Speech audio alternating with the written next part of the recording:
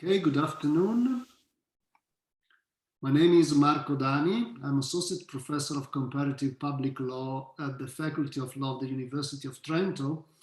And I'm one of the co-organizers of this event, the other two being my colleague and friends Marco Goldoni and Agustin Menendez. The title of this webinar series is The Legitimacy of European Constitutional Orders, Questioning the Revolutionary, Establishment and Elite Pathways. Originally, we have thought this as a conference to be held in my host institution, the Faculty of Law of the University of Trento. It had to be held in May 2020, but because of the pandemic, we had to first postpone it. And then when, unfortunately, we realized that it was impossible also in 2021 to organize the event face-to-face, we had to transform the conference into a series of webinars. Also, the format has changed. We prefer to have 5 webinars of 2 hours and a half, rather than 2 full days, which probably are too heavy to sustain for an audience and also for the speakers and discussants. So after these changes, we are gladly here, although as always, Zoom is a second best, is not the real thing, the conference that we would have enjoyed to have. The occasion for this series of webinars is the publication in 2018 of a very interesting book, Revolutionary Constitutions, Charismatic Leadership and the Rule of Law, written by Professor Bruce Ackermann, who has accepted to discuss the book with us, and we are very grateful with him for this opportunity and for him accepting to be part of this event. This book is meant to be the first in a series of books concerning the legitimacy of constitutional orders, not only European constitutional orders.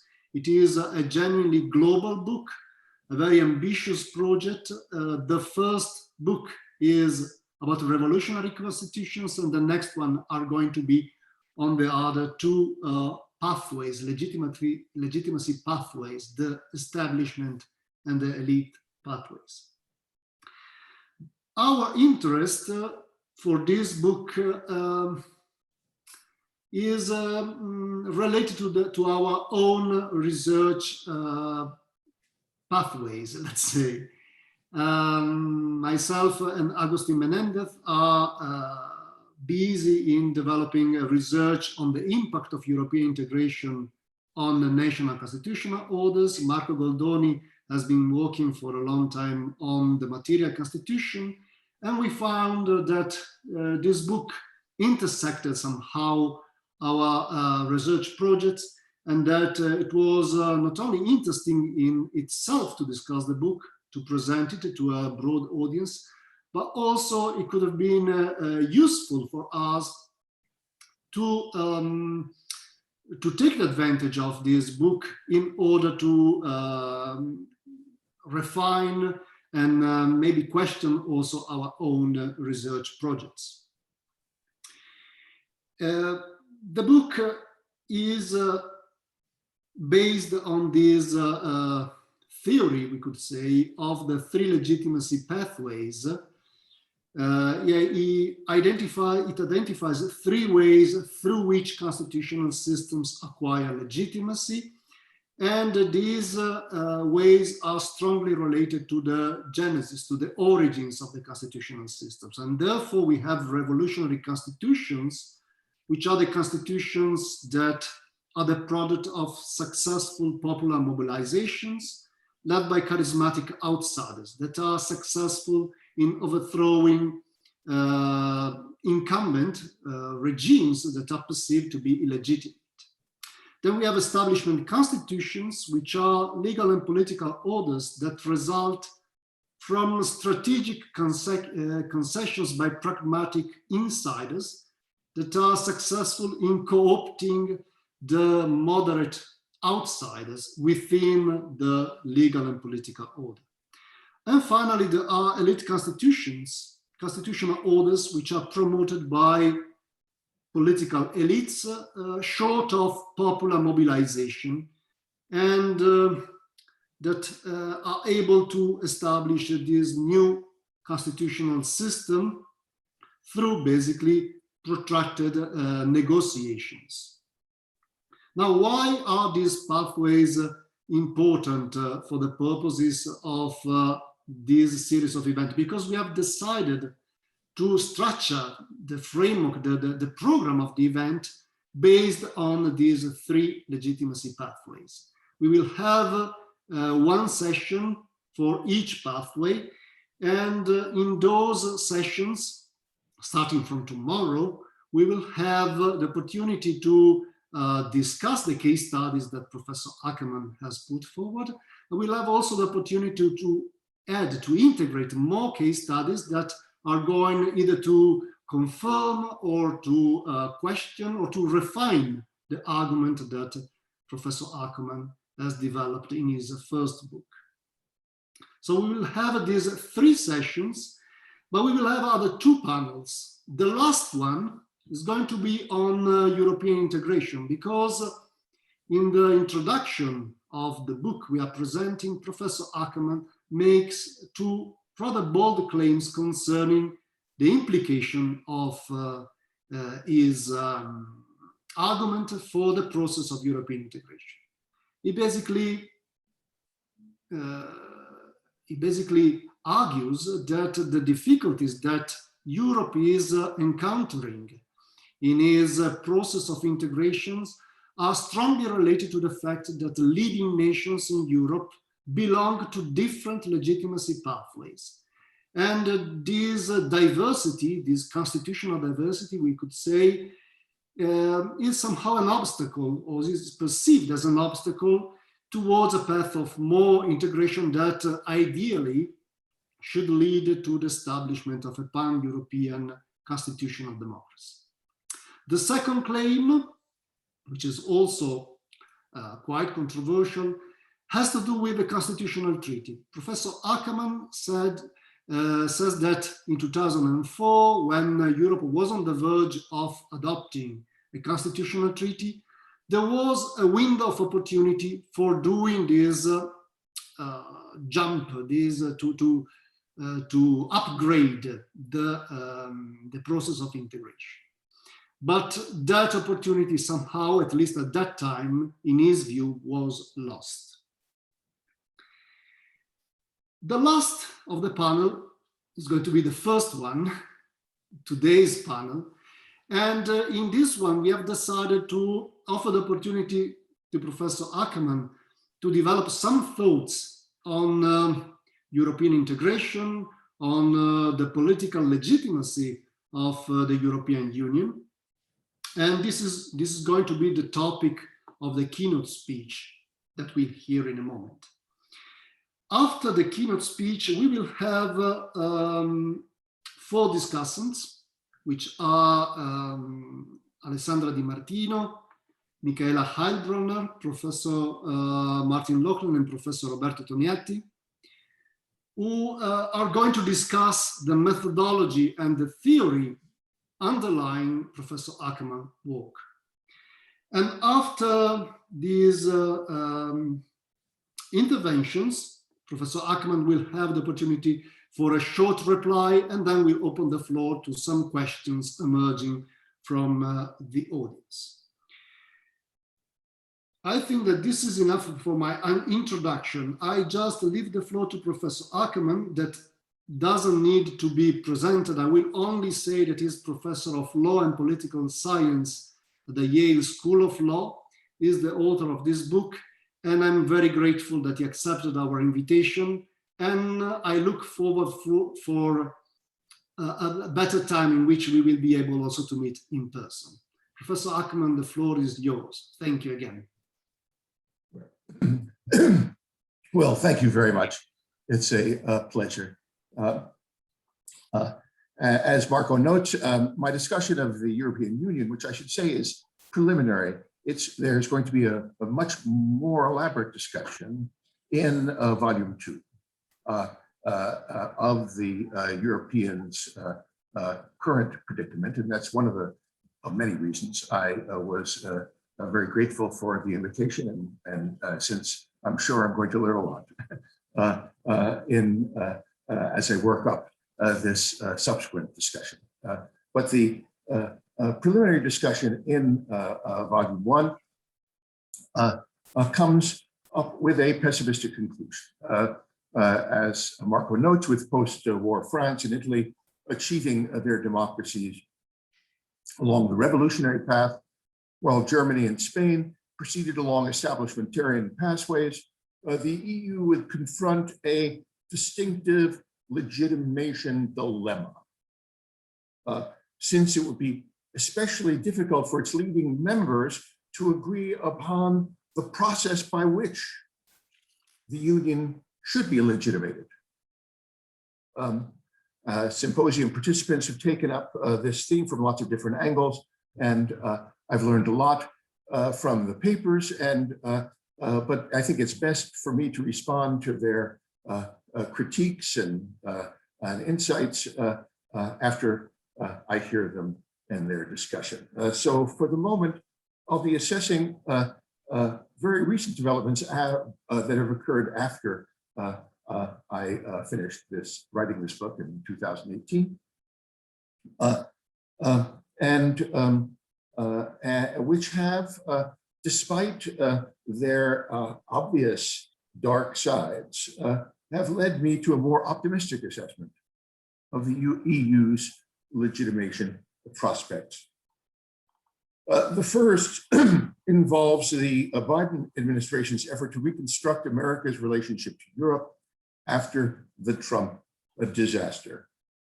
The second involves the way Britain's departure opens up new legitimation possibilities for Europeans to reinvigorate their commitment to the Union. These first 2 points involve changes in the EU's external self-definition in relationship to the US and Britain.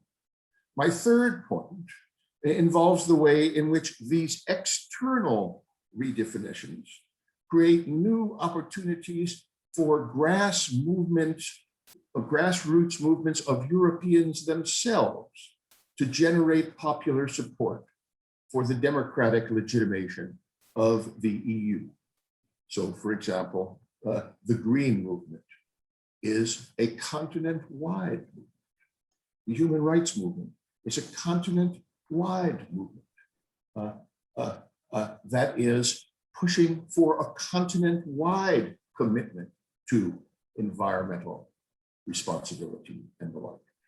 But first, let's concentrate on the external transformations. So far, the most important one has gained the least attention, and it is the imperative need for Europe and America to reorganize NATO.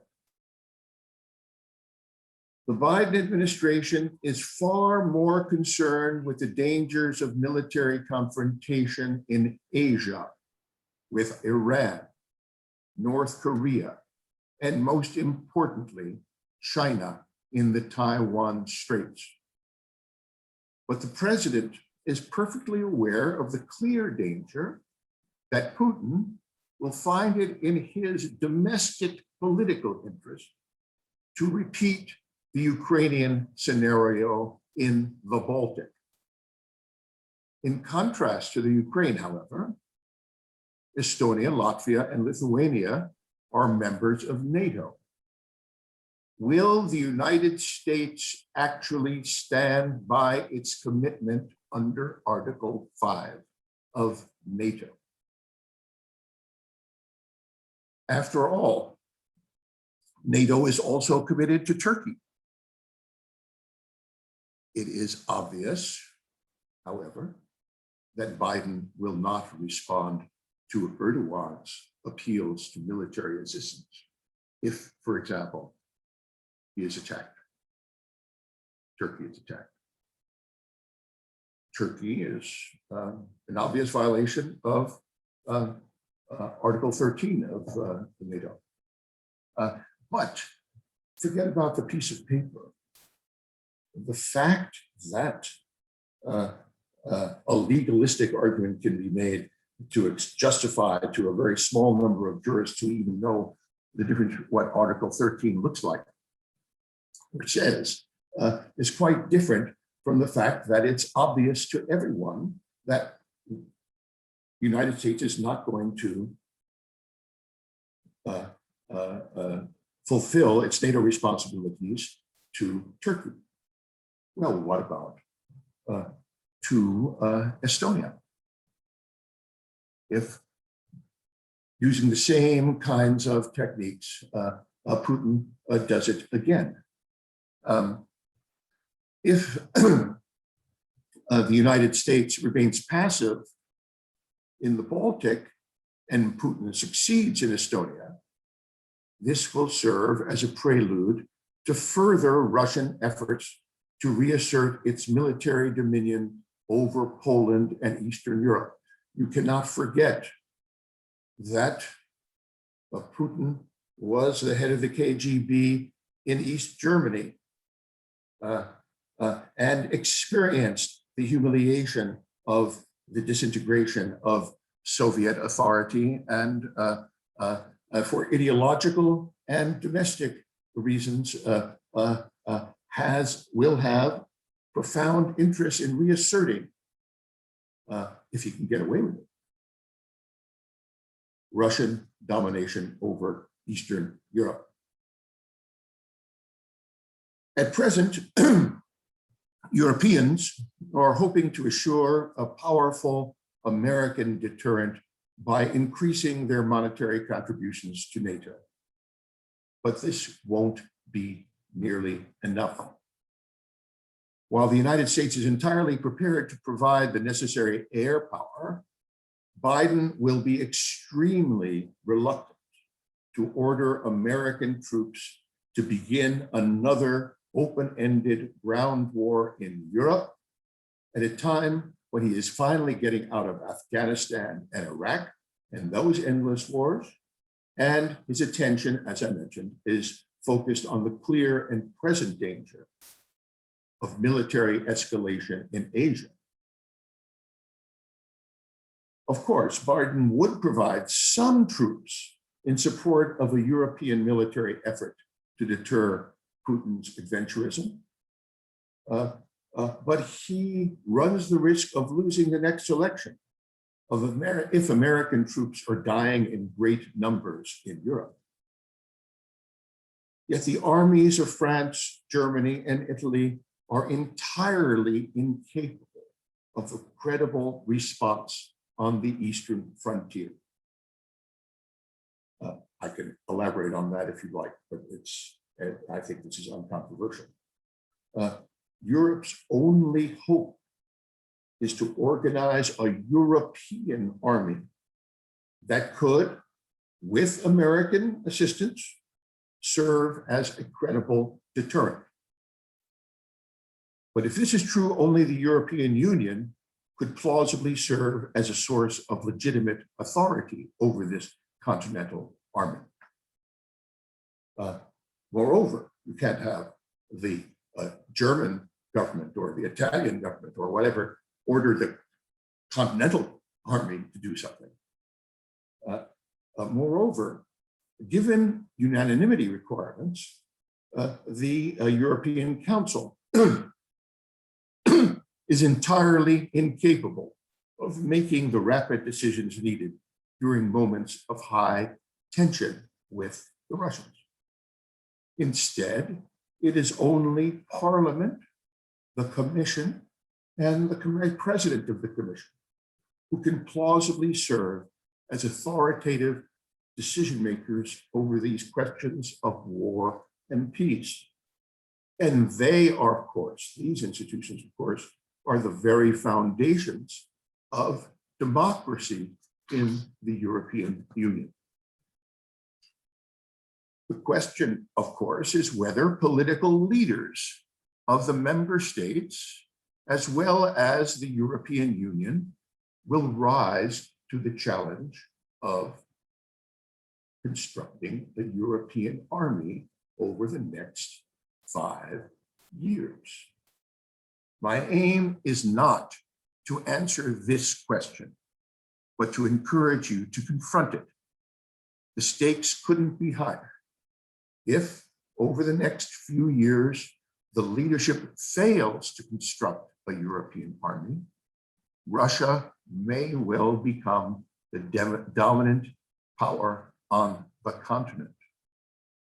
While issues like Nord Stream 2 are perfectly manageable, it is quite another thing to allow Putin and his successors to use military intimidation on a continent where America won't take credible countermeasures. A European army, land army, with some American troops as well, must be prepared to die for Danzig. Otherwise, there is a clear and present danger to the future of liberal democracy on the continent.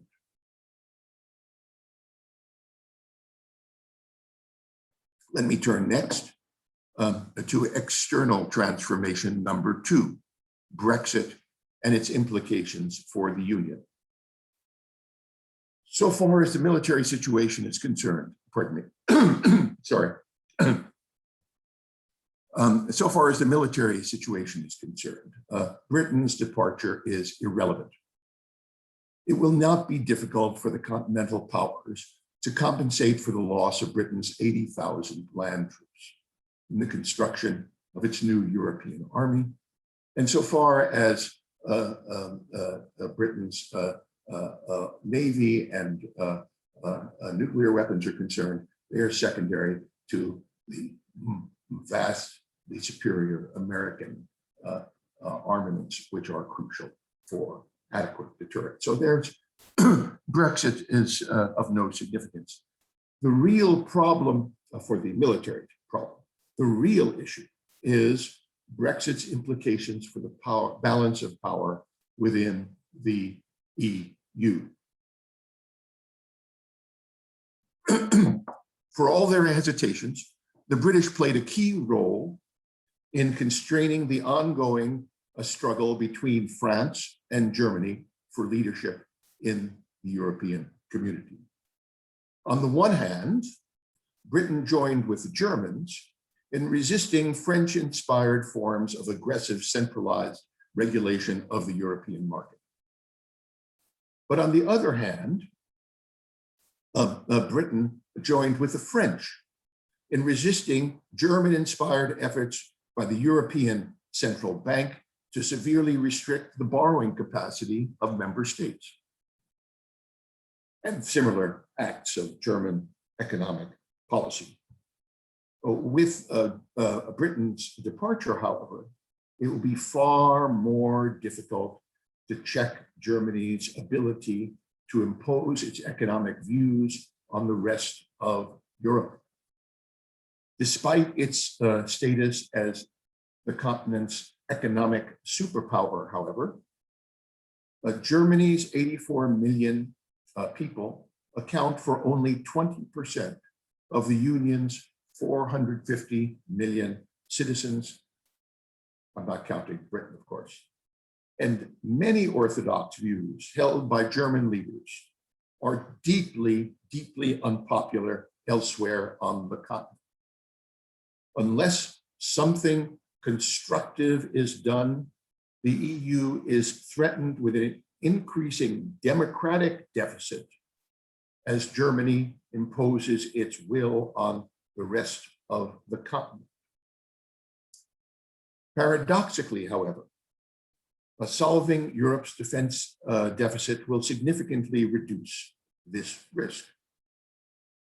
If the Union does construct a European army, its commanding generals will be French, Italian, and Spanish, definitely not German. Moreover, Since Parliament and the Commission will play critical roles in determining economic strategy, issues of war and peace will play a big role in European elections, increasing voter turnout and reinvigorating the Spitzenkandidat system, since competing political parties will predictably take different views on European-Russian relations. In short, my diagnoses of Biden and Brexit reinforce one another. The EU can, of course, respond to Biden's anxieties about Putin merely by increasing its monetary contributions to NATO in the vain hope that this will solve its security problem. But if it responds by constructing a serious European army, the Biden administration will reciprocate by throwing its strong support behind efforts by the European leadership to emerge from the current crisis with a union parliament and commission presidency whose democratic legitimacy has been reinvigorated. These top-down transformations, moreover, will provide the European community with profound new tools to respond to efforts in various countries at the present time, most notably Poland and Hungary, to create illiberal democracies that are in violation of fundamental principles of liberal democracy. Can Kaczynski afford to defy the Union when Poland is at risk of military domination by the Russians? Will his own supporters support him when he does that? How much more time do I have for Marco?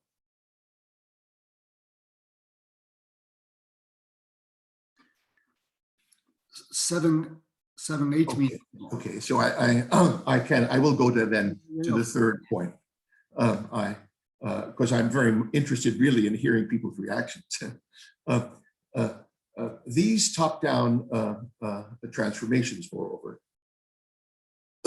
will be further enhanced by grassroots movements within Europe itself. The rise of Alternative for Deutschland and Marine Le Pen should not blind us to the significance of grassroots movements for gender equality, human rights, environmental integrity, universal basic income, all of these that have greatly increased in popular support over the course of the past decade. These popular movements are redefining the universal principles of the Enlightenment, not the nationalistic principles of cultural uniqueness, in ways that respond to the distinctive challenges of the 21st century rather than the French Revolution. For present purposes, one example will suffice. We cannot hope to fulfill our environmental responsibilities to future generations by a political action on the nation-state level. Even if the German parliament exceeded the demands recently imposed on it by the country's constitutional court, Germany's reductions would have a very small, very minor global impact. At the very least, green activists must mobilize across national frontiers and support candidates for the European Parliament and Commission who will commit the European Union to move decisively well beyond the Paris Accords. The Paris Accords are dramatically inadequate. Moreover, if we add let me put it this way, the greatest threat at the present time to our environmental future is occurring in Brazil with the destruction of forests, which play a crucial role in the struggle against excessive global warming. It's necessary to organize a worldwide movement, where the rich countries of the world, the United States and Europe, engage in creative efforts to finance and support the efforts in Africa and in Latin America, in particular, and the Middle East, to restrict environmental degeneration. In advancing these claims, of course, the Greens will generate a lot of opposition. Let's just focus in on Europe, with European adversaries challenging one or another of their claims. But that is precisely what democracy is all about. The ultimate decisions ought to depend on the will of the voters, not the will of a political or technocratic elite. My point is simply that most of these critical votes must be held in connection with continent-wide elections, not elections for the German or Spanish or Dutch parliament. Provided, of course, that the European Union's leadership, with strong American support, engages in transatlantic democracy building measures over the next few years. And I emphasize, I do not know, and you do not know, who the next president of the United States is going to be in 2024. It is of crucial importance for this repudiation of Trump to create results in genuine transatlantic democracy building in ways that will be seen in both America and Europe as recommitting ourselves to our democratic future. If we began the construction of the European army, there are tens and tens of millions of Americans who still have friends and relations in Italy or Germany or France, who they still see. And if there's actually concrete achievements, not merely something that almost nobody understands. Okay, Germany will increase its percentage contribution by 0.02% or something like this next year, or 0.2%, I'm sorry, next year, and we'll keep on doing it. Nobody understands that other than a few people who follow these things with great intensity. My aim in this introductory lecture, as well as my book, is not to say that we are on a predetermined course to a better and better future through the one or another of these three pathways. To the contrary, the task is to analyze the legitimation dilemmas confronting contemporary Europe or other parts of the world, and to identify institutional pathways that may contribute to a successful rather than an unsuccessful resolution. This task, I believe, should be central to the scholarly enterprise. If serious academics don't address these issues, nobody will discuss them. Moreover, symposia like this one may even generate insights that serious politicians can use to confront the current legitimacy crisis. It is a mistake, after all, to look upon the European Union as if it were the brainchild of Chamonix. Instead, it was the result of a host of intellectual and political movements seeking to vindicate liberal democracy as a vital force for the 20th century. And the same is true of the civil rights revolution in the United States. We confront the same challenge. Maybe we will fail. but it is too soon for us to give up. Thank you very much.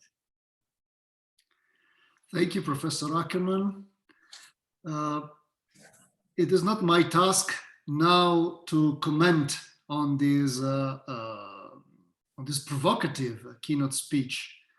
I will say something in the last of our webinars, in which I will present with Augustine a paper which somehow touched upon on some of the issues that were part of your speech. I only would like to point out the relevance of the discussion of the book. If Europe is really going to respond to the concerns that Professor Ackermann has pointed out, and if Europe has the difficulties that are emerging from the book related to the 3 legitimacy pathways and the constitutional diversity, this is a topic that clearly becomes important to cope with. But first, we have to understand whether this theory and this methodology is valid. Of course, there has been a lot of discussion in these 2 years of about the book. There have been books published on the book by Professor Ackermann, engaging with his thesis. And in this discussion today, we would like to come back on the theory and the methodology that has been employed. So we will start the discussion with Alessandra Di Martino, who is a professor at the University La Sapienza in Rome, and is an expert of comparative constitutional law. And I will leave the floor to her and to her first reactions to the book, first of all, but perhaps also of some of the things that have been said in the keynote speech. Please, Alessandra.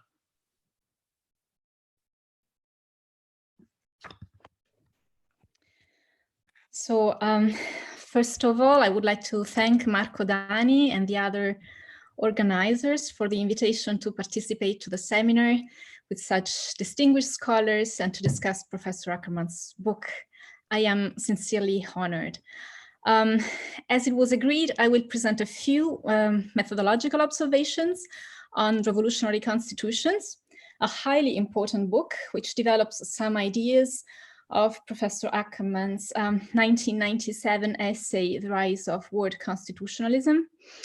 In today's speech, I have noticed some links, perhaps, to that article, in particular with regard to the role of the military in the building of a federation.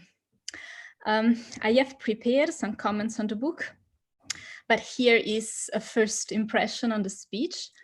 The first part seems to reflect a realist approach to international relations in a post-Cold War and a provisional post-Trump scenario. And the second part reminds me of some trajectories of We the People 3, the civil rights revolution. However, I'm not sure that these perspectives that are both rooted in the American political culture may work in the same way for Europe. And I will add something on this in the conclusions.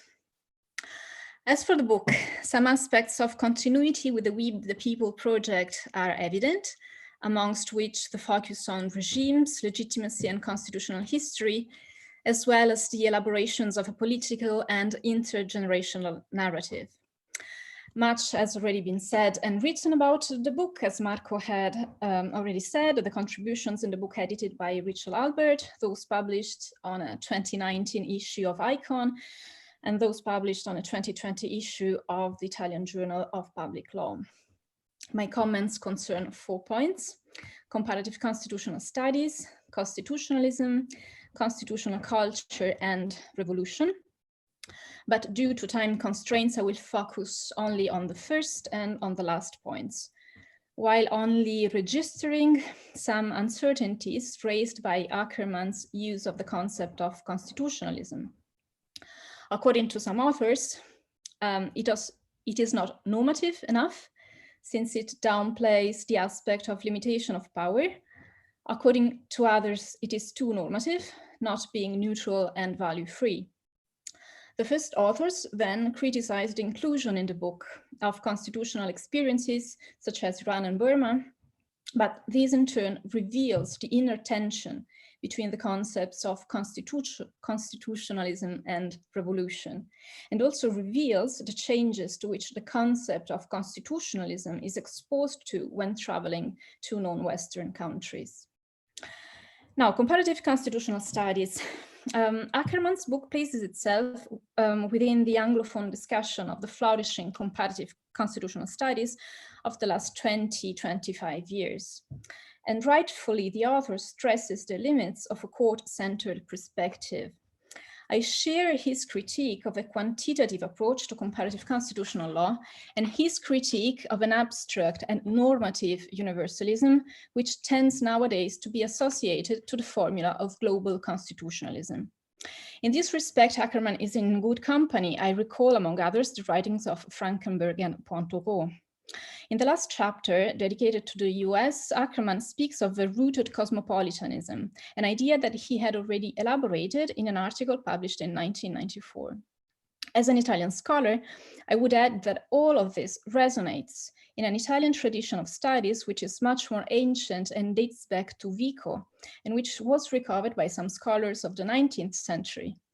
This tradition developed a historical and a comparative approach to the study of constitutional law, and it remained vital even when, in the last part of the century, a positivist and dogmatic method prevailed. But also, if seen from the perspective of Italian studies, one cannot deny the merits of Professor Ackermann's work. In this respect, I follow Denis Barranger, who has affirmed that the book, I quote, challenges the existing typologies and theoretical accounts of comparative political regimes, end of quote. In fact, Ackermann's regional approach is capable of connecting in a single intergenerational framework dynamics that involve constitution making, government, judicial review, and fundamental rights. Ackermann's use of the comparative argument in the last chapter also reinforces his thesis in We the People. Even if not all the comparisons seem fitting, for example, Washington and de Gaulle, the positive parallel between the pluralist constructions of the American Constitution and the French Fourth Republic and Italian ones is appropriate. Also appropriate is the negative parallel between the failure of the constitutional entrenchment of social rights and principle in the American New Deal and the success of it in countries like India and Italy. I will go now straight to point 4 relating to the meaning of revolution. And I would say that the concept of revolution has a key role in all Ackermann's works. From a comparative perspective, it stands out that Ackermann does not use the concept of constituent power, which is not typical of American constitutional law. In fact, it was present in an early and radical phase of the revolution, but the federal constitution later constrained it. On the contrary, it is well entrenched in continental Europe and also Latin America. In this regard, I recall the recent book of Joel Collin-Rios. But even if Ackermann doesn't talk about constituent power, and his idea of dualist democracy differs from it, he has to confront with what, in the words of the book edited by Neil Walker and Martin Loughlin, is the paradox between constituent power and constituent form. The problem of how the revolution ends and converts itself into an institutionalized constitutional order, and even in the long run into judicial supremacy. In Revolutionary Constitutions, Ackermann returns to some of the intellectual premises of We the People, Hannah Arendt, who had stressed the importance of political action as struggle, discussion, and deliberation at the public sphere, with a differentiated consideration of the social question. The main intellectual attitude of Ackermann still seems to be the liberal radicalism that in We the People valued Republican interpretations of the American Constitution. It is significant that in the last book, but not in We the People, Ackermann refers to Carl Schmitt, whose quotes are perhaps nowadays less problematic. However, Schmitt was already present at least in Ackermann's The Emergency Constitution of 2004 and Decline and Fall of the American Republic of 2010, the latter concerning the decisionistic presidency. There is a correspondence between Ackermann's interest in the origin of the Constitution and Schmidt's fundamental decision. At the same time, however, a very different attitude of the two authors towards pluralism must be underlined. Next to the Schmidt's passage, the notion of constituent power briefly appears, but in the rest of the book, Ackermann replaces it with that of constitutionalization of revolutionary charisma in time 2, where charisma is clearly a Weberian term. Several things may be said and have been said about the influence of Weberian categories on Ackermann's thought. I would only add that in Weber's work, the ideal type of charismatic legitimacy tends to be associated to plebiscitarian democracy, whereas in Ackermann's work, it has a wider meaning. His focus is on the writing of the constitutions of pluralist democracies and on their symbolic role. In this respect, I think that an appropriate reference could be made to Rudolf Smend and to his idea of the Constitution as a process of integration, developing at a personal, procedural, and material symbolic level. Smend's theories have indeed been re-articulated by contemporary authors who have rightly stressed that the main task of pluralist democracies is to find a balance between social and political conflicts and the search for consensus. We have to keep in mind that interpretations of the revolution and of the constituent powers are themselves part of a constitutional culture, as are the different processes of state formation, as Professor Laglin stresses in his paper. The same Professor Laglin reminds us that Britain had revolution, even more revolutions, during the 17th century. The French people have a constitutive relation with the concept of revolution, which does not begin after the Second World War, but in the late 18th century. Different interpretations of it have been developed and resurfaced time and again in French constitutional history. The revolution as a total break with the past, or as a disguised continuity with a monolithic and unitary power, the revolution as an experience of radical democracy, or as the premise for the consolidation of parliamentary representation, or also as the inauguration of plebiscitarian democracy and Bonapartism. As for Italy, some authors have contested that we had a revolution. I would say we did, but to understand the problems faced by politicians and constitutional lawyers after 1943 and the different historical interpretations of the Constituent Assembly, we have to know how Italy became a unified state, how fascism came to power, and which were the major trends in public law scholarship, as also suggested by Marco Goldoni's paper. We also have to know how the concept of revolution has been employed in the Italian constitutional culture. To make an example, Antonio Gramsci spoke in his prison notebooks about passive revolution as a restructuring of social and institutional relations from above, in a way that resembles both Ackermann's establishmentarian and elite pathways.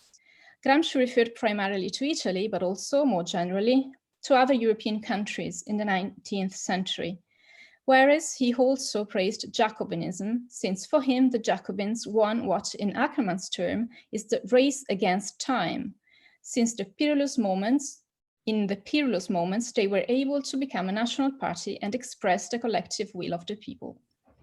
Gramsci's understanding of the revolution is different from Arendt's, but also from Baird's and Marx's. It is not strictly Marxist, since he rejects economic determinism and must be read together with his concept of hegemony that operates on a broader cultural level.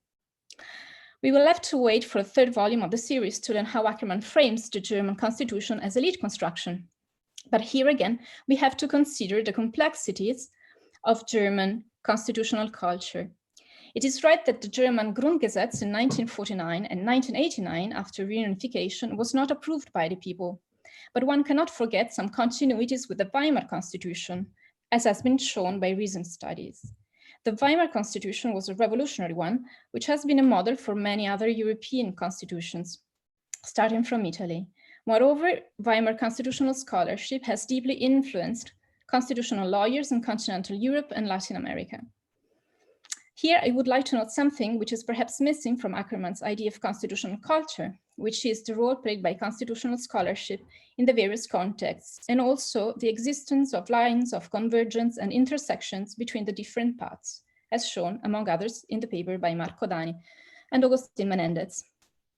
The last observation, and I will finish. As for the European Union, there is a difference of prospects between the book and today's somewhat provocative speech.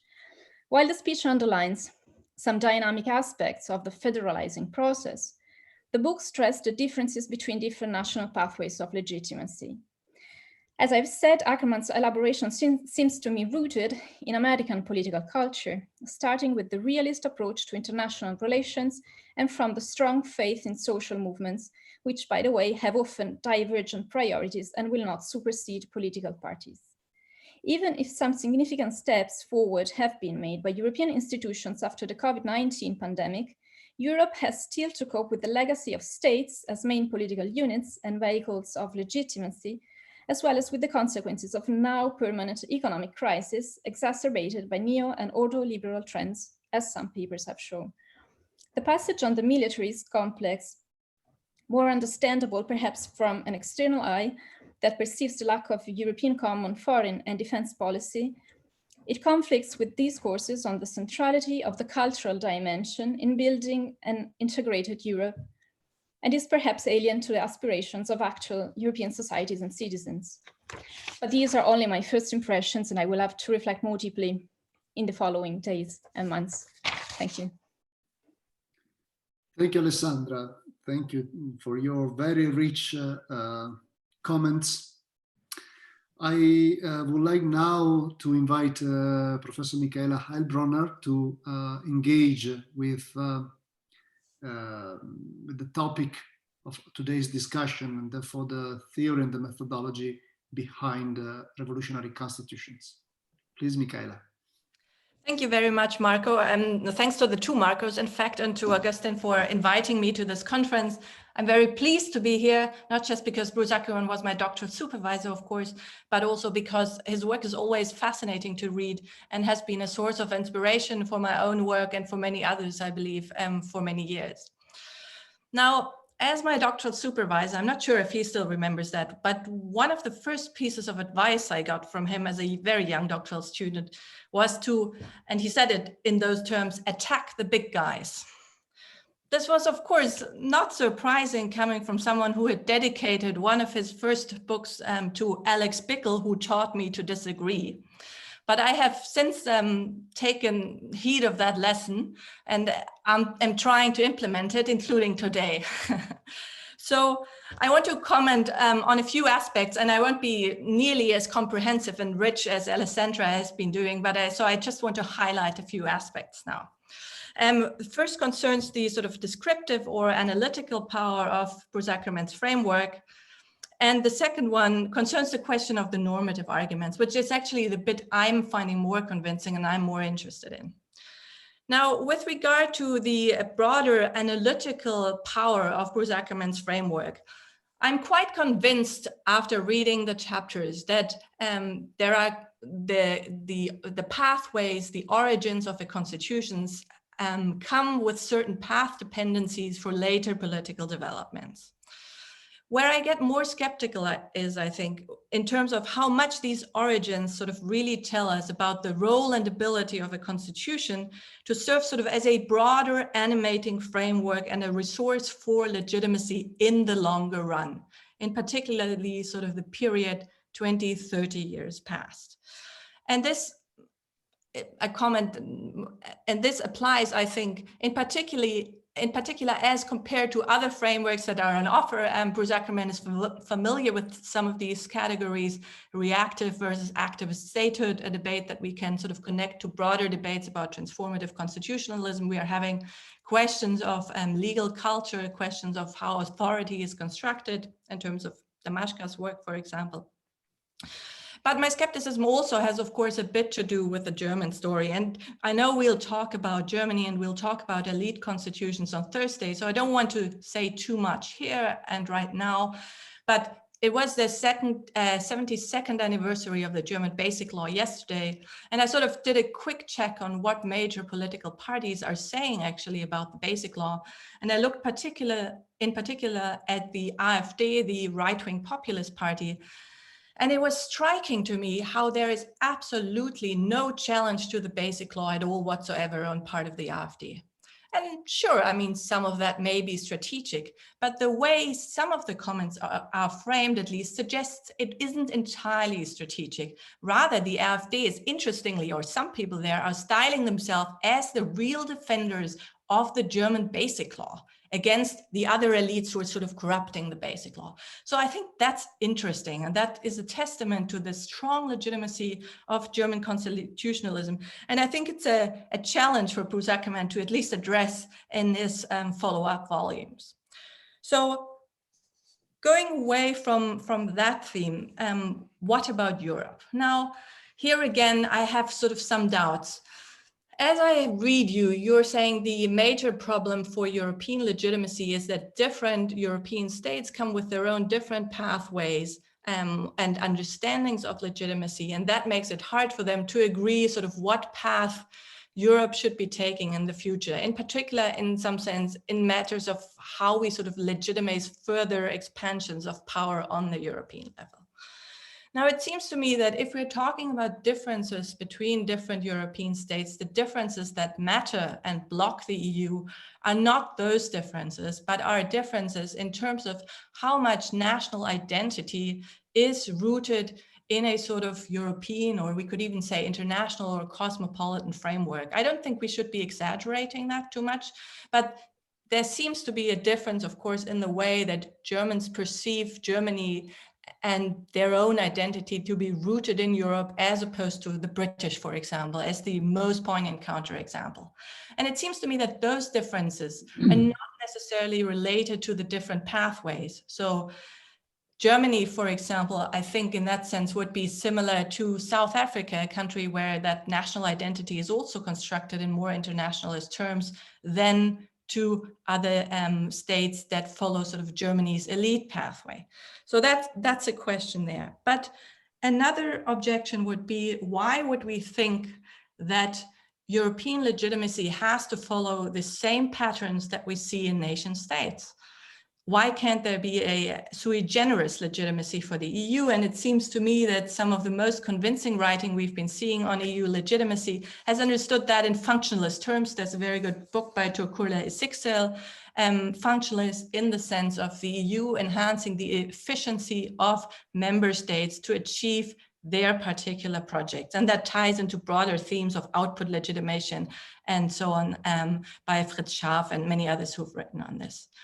Now, and if we understand it in those terms, then going one step ahead to Marco Dani's and Agustin's wonderful paper, I think, if the common project is enabling social and democratic statehood, the EU, for some time at least, I would think, supported that. Maybe Mike Wilkinson, who's written on this and whose book I haven't read yet, who's also at this conference, will be saying to me that the EU never enabled that project. I think it did possibly enable that project in the beginning, at least insofar as it was generating economic gains that then help finance European welfare states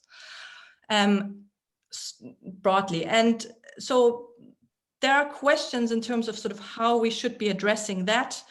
Should we be turning to a social Europe? But the problem there is, without full federalization, of course, realizing a social Europe would be meaning taking yet more decisions on the European level, which is difficult, partly because these decisions would be redistributive decisions and be inviting backlash for that reason, but partly also because it would mean taking more away from national parliament still, and thus increasing sort of the democratic deficits of the European Union.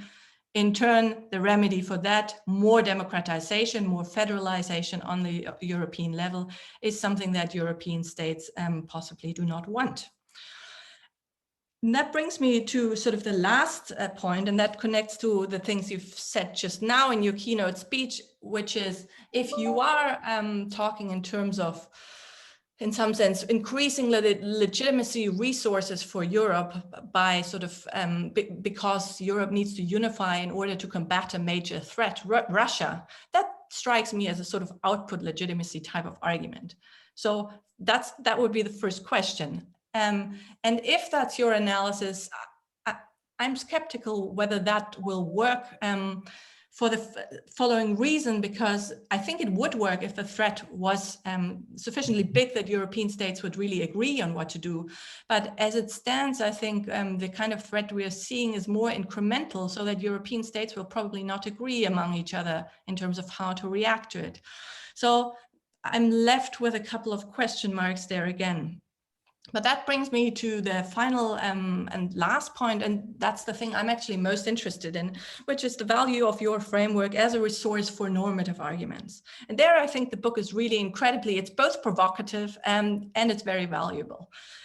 So in particular, in the current sort of political climate and the current scholarly climate, what's been written is a lot in terms of sort of how we need to, in particular, protect counter-majoritarian institutions against democratic backsliding. We need to protect courts and all of that. And over all of these protection of counter-majoritarian institutions, we've somehow lost sight of mass mobilization as a source of legitimacy of its own, and that is a valid source of legitimacy, and that has positive sides to it. And so I think the book is very good in highlighting that particular point. And it's, so to some degree, it cautions us against going down that route full-blown of, ensuring the institutions against democratic change. It tells us rather to focus maybe on generating our own sort of mass political movements. And then it seems to me, as a normative argument, your kind of argument could be applied independently of the system we're in, independently of the particular pathway a system has taken. So you mentioned already the mass mobilization for environmental justice, for against climate change. So if this is something we should be taking seriously, then this is an argument that this should be playing a role in constitutional interpretation, as it has done so now in the German Constitutional Court. And that's a good thing. And it's also, of course, an argument, if we stay with Germany for one more second, in terms of taking the East German Revolution seriously, not just as an explanatory device, and like Stefan Jagi uses it to explain certain shifts in German jurisprudence, but as a normative argument that this is exactly what the court should be doing. And this is, in some sense, what I'm most interested in. Now, it seems to me there's a bit of cashing out the details to be done, of course.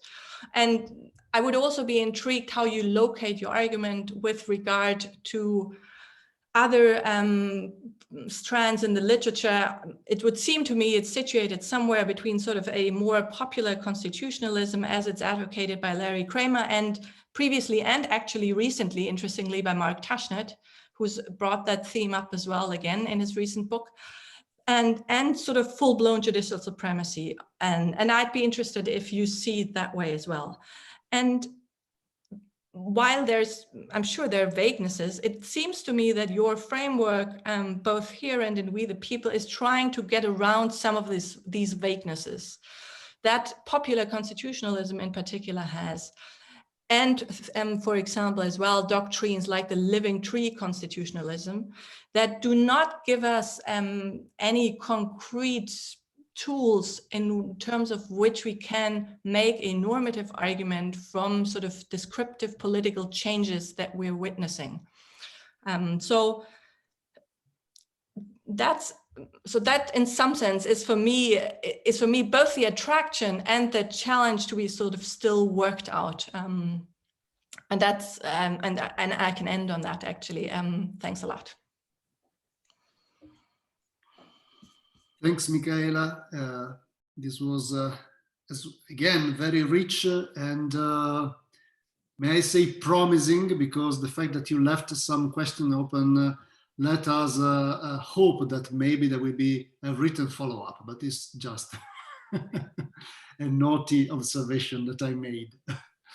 I would like to leave the floor now to Martin Laughlin, who also accepted to engage in this first preliminary discussion. Many thanks to both Michaela and now Martin, who is starting to address the audience. Thank you so much, Marco, and thank you, Professor Ackermann, for this provocative book. Unlike the two previous commentators, I'm not going to say much about the general method of Professor Ackermann's project, because I've been invited to talk about the establishmentarianism pathway on Wednesday. So I want to confine my comments to the analysis sketched in today's lecture. Professor Ackermann here gives us a geopolitical analysis of the challenges presented to the European Union by global security threats. I'm not a military strategist and I can't sensibly comment on that. I do think he makes light of the loss to the European Union of Britain's military power, but at the same time, I agree it's not a relevant point, since the UK has always worked with NATO and was never, ever likely to do so through the European Union. But rather surprisingly, Professor Ackermann argues that this European security threat might provide the catalyst for restoring the legitimacy of the EU project. By establishing a European army, the EU could perhaps strengthen its legitimacy and, it appears, its democratic authority. How? Well, he suggests that this would require enhancement of the role of the Commission and the Parliament rather than the Council.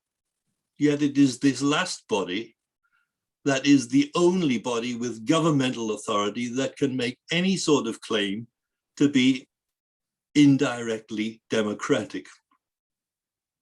His thesis is that by solving Europe's defense deficit, we will diminish the risk of a rise in the EU's democratic deficit. Rather intriguing.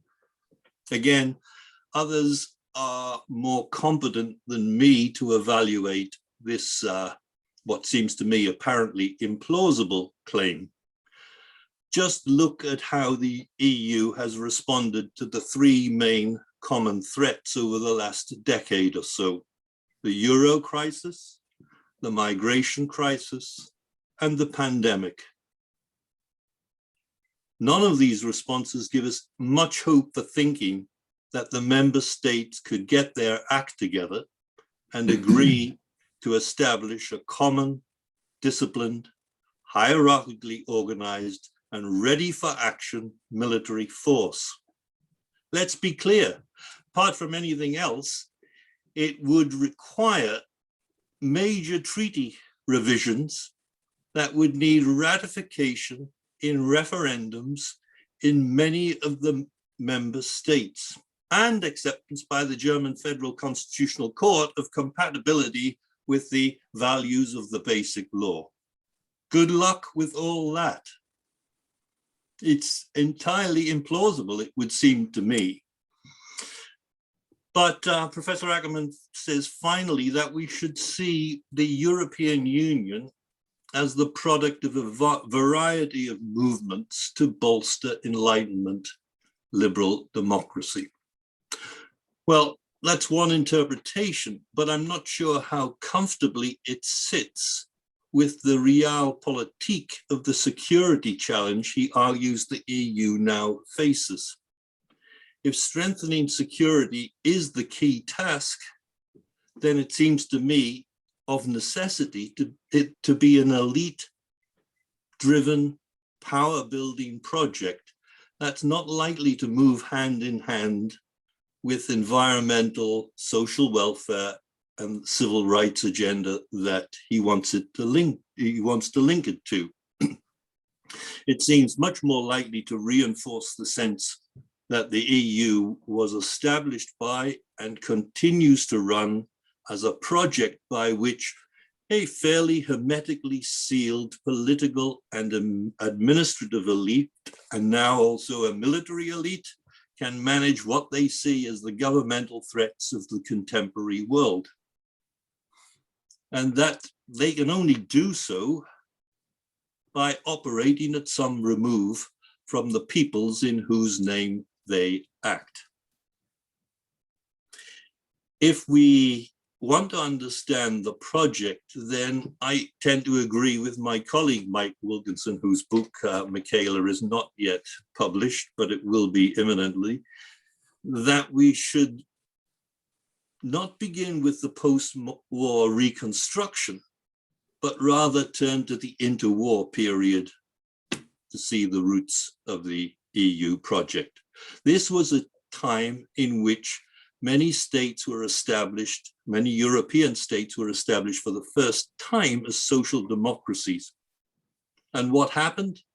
Within a relatively short period, they were transformed into dictatorships. Germany is the obvious case, but hardly the only one. Italy, Spain, Portugal, Austria. This experience leads to a distrust of democracy. And this surely is what drives the post-war reconstruction through the formation of what is now the European Union. Notwithstanding its social agenda, and I accept that the potential was there in the earlier years, it soon revealed its raison d'etre in what Mike Wilkinson, following Heller, calls authoritarian liberalism. Political authoritarianism with economic liberalism. Now, that's not a problem if that's what we want to promote. If we want to promote liberalism, just call it so. Just do not call it democracy. It seeks to remove the function of governing, the complex function of governing in the contemporary world, from any sort of insulate from any sort of attempt at control by the populace. So it seems to me then, in making one final observation, that in his analysis of the EU, and as Michaela notes, Professor Ackermann too readily sees the European Union as analogous to a state, or sees it as an incipient state. It may be. The future is not my subject. But I just don't see much in the present to indicate that it can be so treated. It would have to move beyond monetary policy to assume responsibility for fiscal policy and taxation and military capacity. If this really is the trajectory of EU development, then the only hope for constitutional democracy, I would suggest provocatively as a final statement, is for the member states to follow the UK's lead.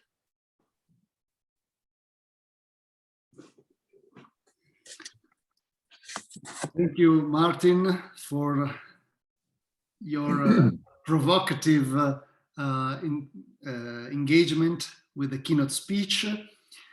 Is now the turn of Roberto Toniatti, our last discussant in this panel. Please, Roberto. Thank you, Marco. Good afternoon to all the participants, and of course, good afternoon to, sorry, I should say good morning to Professor Ackermann, who has still a full day ahead of him. It is, of course, a pleasure to be here, although I'm afraid that I do not share the condition of having been supervised by Professor Ackermann. And nevertheless, I think I'll have also to express some criticism on the book, which I read with great attention, in fact. Now, let me start from mentioning that my comments on the book will try to focus both methodological and substantive aspects. And if there is time, I'll try to deal also with some problems of legitimation of the process of European integration. In the first place, though, I feel I had to admit some personal difficulties with the method used by Bruce Ackermann. I have to specify that my own methodological approach is a traditional and, if you like, narrow method of comparative constitutional law, and that consequently, when reading the book, I don't always feel comfortable or at ease with Professor Ackermann's method. It includes, at the same time, legal analysis, history, political science, philosophy, sociology, strategic studies, international relations, economy, and perhaps even wider scientific fields, and with supposedly their respective methods. In other words, in my opinion, there are even too many components that make up the whole construction of the whole unitary idea of the pathways as the foundation of the legitimacy of constitutional orders, as well as of each of the three pathways described. In my own opinion, which I admit may be too narrow, perhaps a more elementary leitmotif might make the construction easier to organize conceptually. And the one, for instance, I would consider more suitable would be the distinction between the political process on the one hand and the formal procedure for the exercise of the constituent function on the other. Now, this leitmotif might be able to provide a simpler conceptual grid for aggregating still a good number of data that would significantly contribute to explain the sources of legitimacy of the constitutional regime. In other words, a simpler organizational pattern of the grid. Now, for instance, in France, without the need to use the label of revolutionary pathway, which to some extent is somehow artificial, a reference to the form and the content of the exceptional constitutional law of the Fourth Republic of the 5th of June of 1958, that gave the executive led by Charles de Gaulle some guidelines, but mostly delegated to such executive the power to draft the constitution in the midst of the Algerian crisis, plus the exceptional outcome of the referendum that followed the publication of the draft, endorsing the new text, in particular after the poor outcome of the two similar referenda in 1946, gives a good explanation on the sources of legitimacy of the Constitution of the Fifth Republic. I would add the contents of the Bayeux speech by de Gaulle himself. I would also make reference to how François Mitterrand, at that time in the opposition, when he defined the Constitution of the Fifth Republic as a coup d'etat permanent, but he himself, Mitterrand, I mean, felt at ease wearing the coat that was said to have been tailored around de Gaulle. So in other words, I don't think that you need a formalist approach. History and political science and the like are necessary, but perhaps they might be better used around one particular leitmotif, as I said, which in this case would be the political process, which is reflected also in the formal procedure.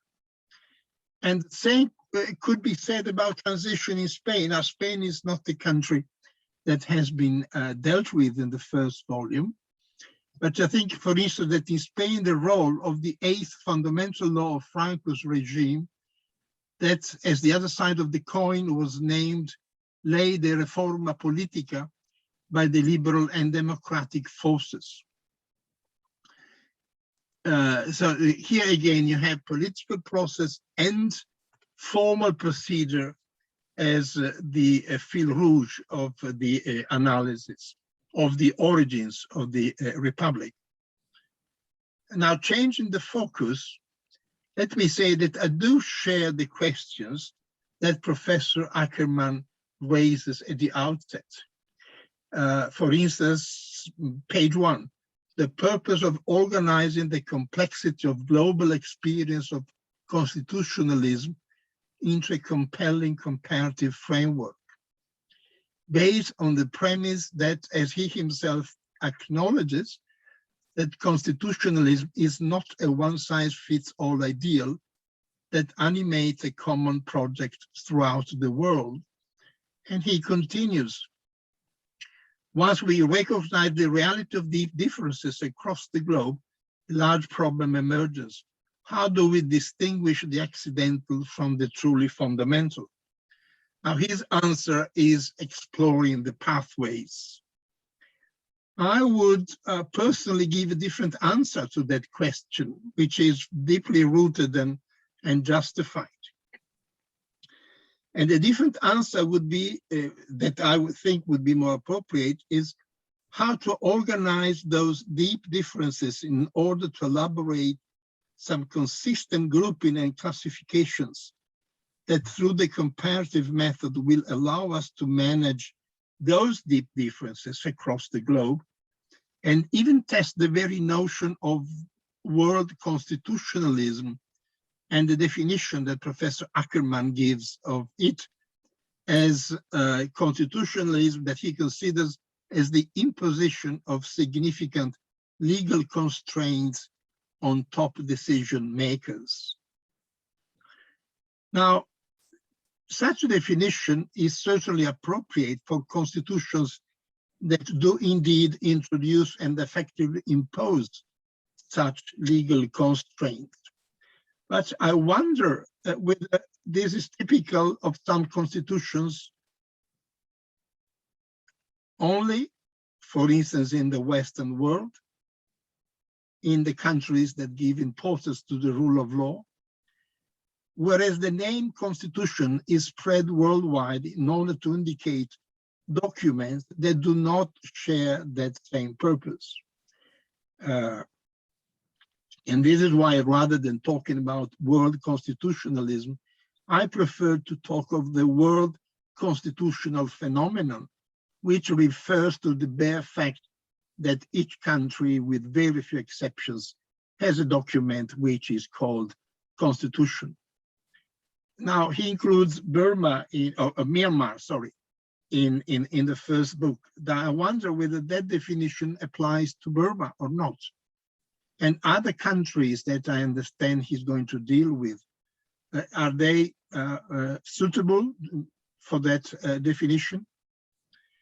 So I think that the question is absolutely legitimate and well-founded as a hypothesis for a research on a worldwide basis.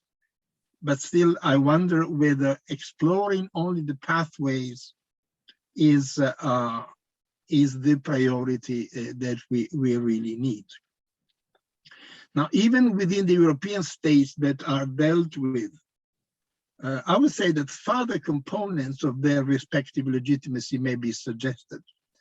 Now, for instance, the fact that most countries are or have experienced a transition, and a transition in particular from authoritarian rule, whether from the right or from the left, but certainly, I mean, since 1940, with the early constitution of Italy, 1948, and Germany, 1949, I leave France apart for the moment.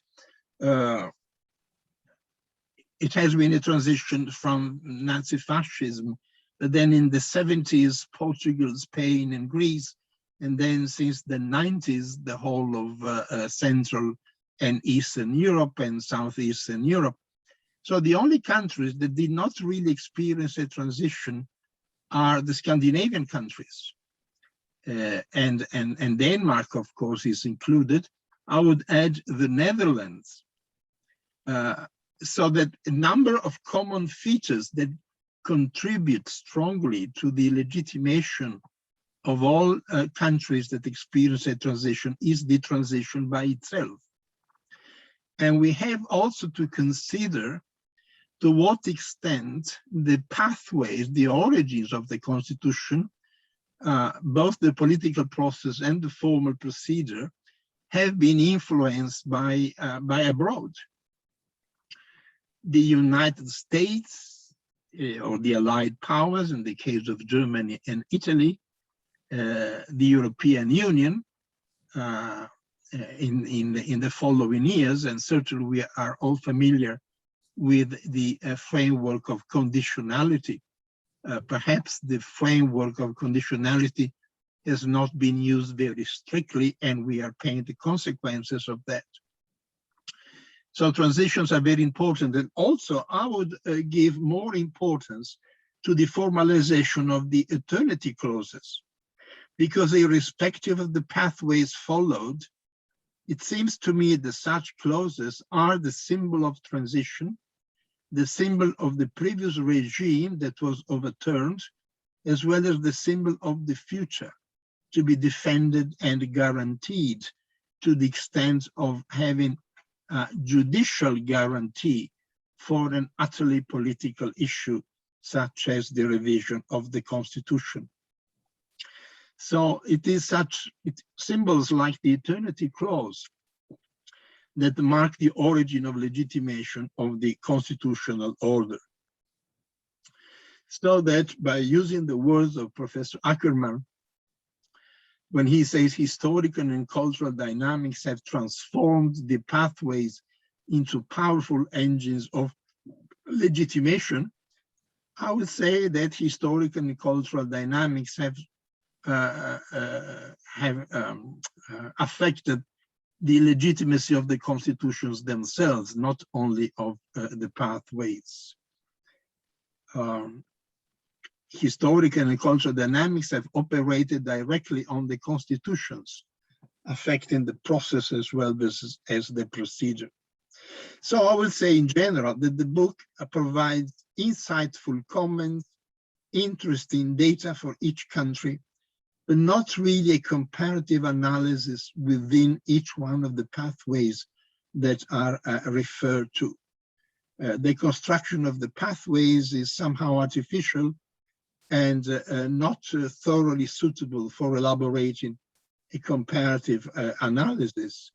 Of course, I'm aware that the pathways are nothing more than ideal types and that they may contribute to focus the substance of the process of legitimation of the constitutional orders. Do I have more minutes, Marco? 3 minutes. All right. All right, thank you. So as for the European Union, just a few flashes. First, it is true that France and the Netherlands said no at the referendum. It is also true that 13 or 14 other member states said yes, 2 or 3 of them also through a referendum. So we should not, of course, it was a failure. And in my own opinion, that document deserved to fail. It was absolutely a shame. But that doesn't mean that in the future, some other experiences might not have a different outcome. I don't personally think that the distinct national pathways affect the difficulties of the constitutionalization of the European Union. I would say that history, centuries of history and national identities and experiences with invasion by other countries have perhaps a more important contribution to give. Let us also not forget the supranationality.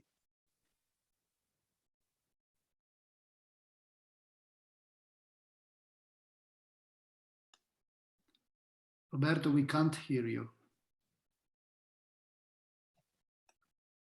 Well, I was told that the organization had told me the microphone, so I thought it was you, as a matter of fact. No. All right, all right.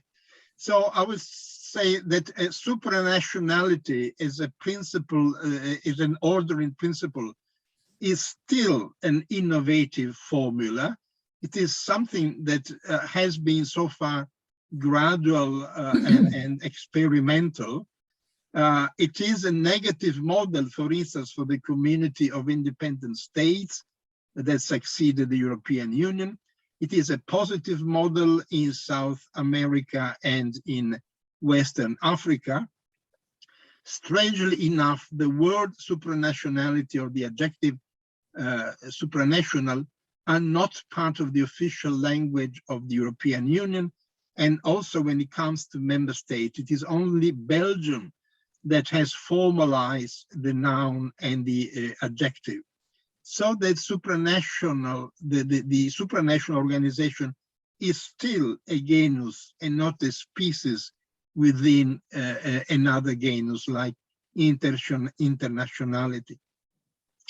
So we have to consider that that federalism is not a model for the European Union. We also have to remember that as compared to the United States, there is no institutional duality for the purposes of administration and adjudication.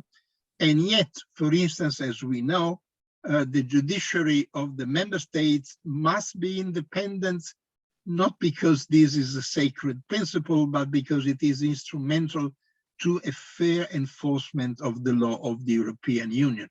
There's no federal building in the capital of members of the states. And also when it comes to human rights, there is a negative model, which is the incorporation theory of the Bill of Rights in the United States.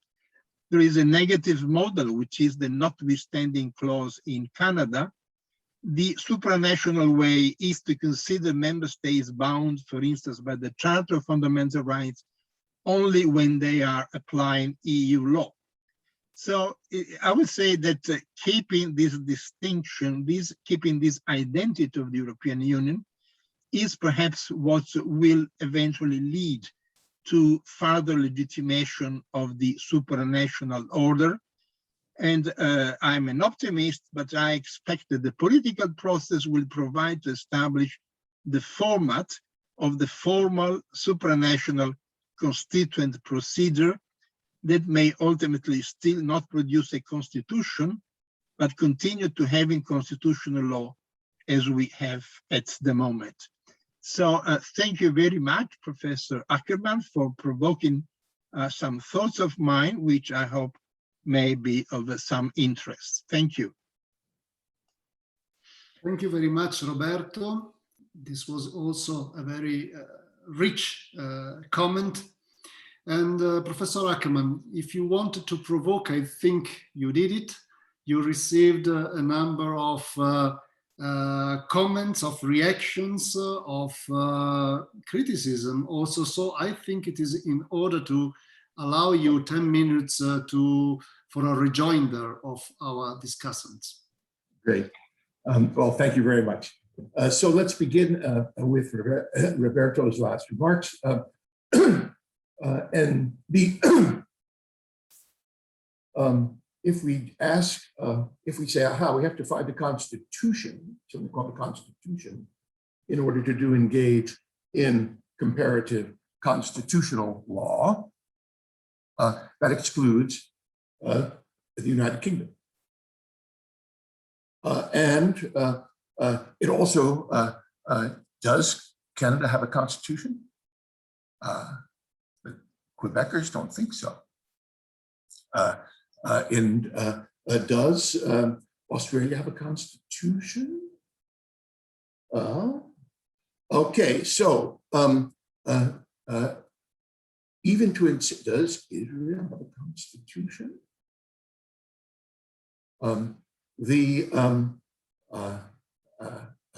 Just look at the chapter on Israel that I have.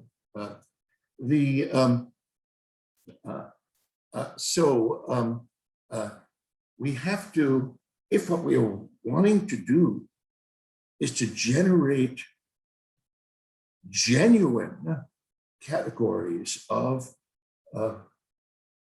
legitimation of systems of government,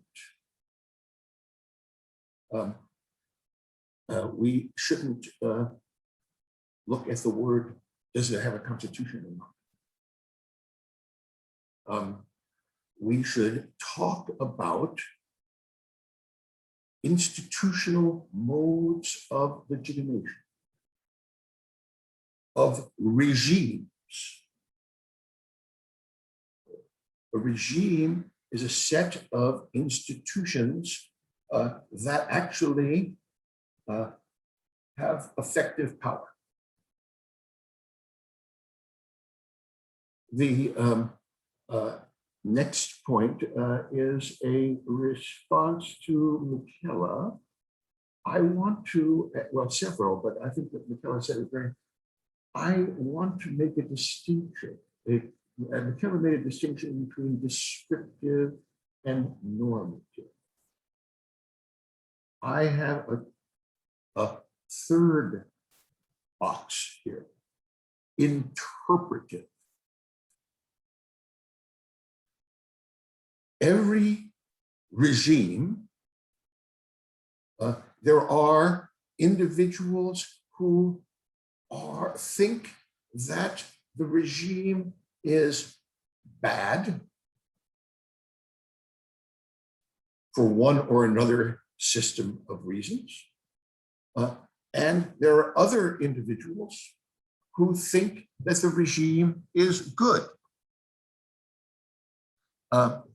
The question is, how does the system determine the regime's authoritative decision? Answer in could be there is a authoritarian elite which decides what's the right decision, and there is no electoral process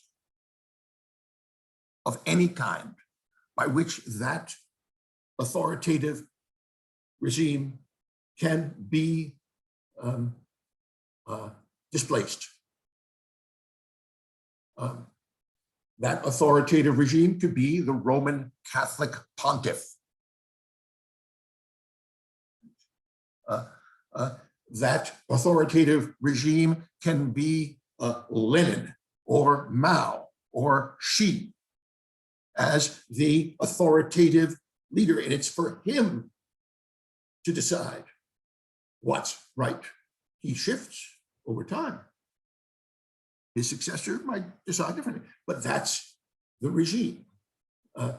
Now, as I think it was Roberto when he began, that, well, you know, the fundamental definition of constitutionalism is that no authoritative institution has decisive power to resolve disagreements. Okay. Now, the next, there can be different forms of authoritative institution, which are all, except that are all constitutional in that abstract sense. When we look at Germany or Italy in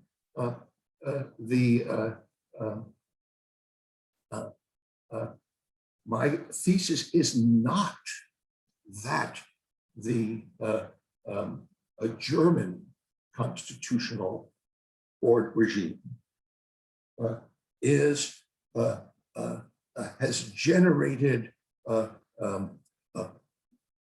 less significance to the participants in the German regime because it hasn't a revolutionary origin. No, the thesis of this book, and it is not the same thesis as this book is analytically independent of we the people. I reject the idea. This is the result of 25 years of work in trying not to be a cultural imperialist. Rather, the aim here is to say, aha, the German eternity clauses are indeed foundational. How did that happen? In this establishmentarian regime, which was imposed by the United States Army. If we want to have real insights into that, we should look to Japan. MacArthur imposed a constitution just like well, we can talk about the complexities of imposition, but the London Protocol is pretty key. It says you cannot have a referendum. The Germans, the reason why it's called a Grundgesetz rather than a Verfassung is precisely because it's not a constitution. In terms of the word search that Roberto is pointing to, what is the relationship between the imposed elite constructions in Japan and Germany? That actually will lead to insights as to the mode of regime legitimation that actually works. Both of these cases, they actually worked. Okay, now, but the crucial question on interpretation is that in a constitutional order, there are different institutions in the regime which are giving contested interpretations of what the right way forward is. And then, if it's a democratic regime, we have the voters come in.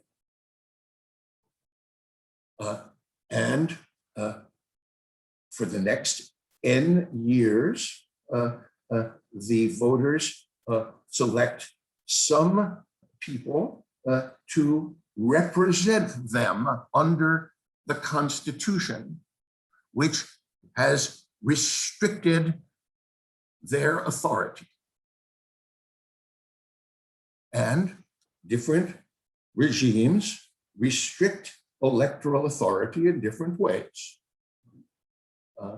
It isn't that there is the judiciary that restricts elected authority. It's rather that there is, let's say, a bicameral legislature and a president.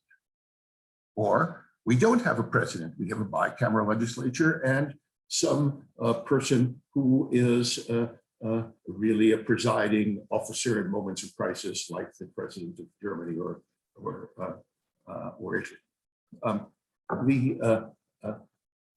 So without having a court in there at all, we have a check on the electoral process.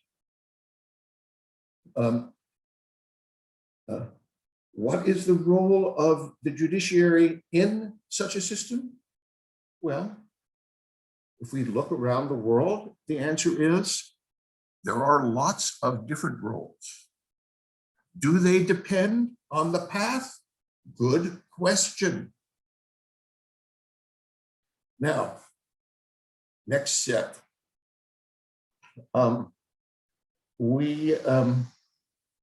The question of ideal types.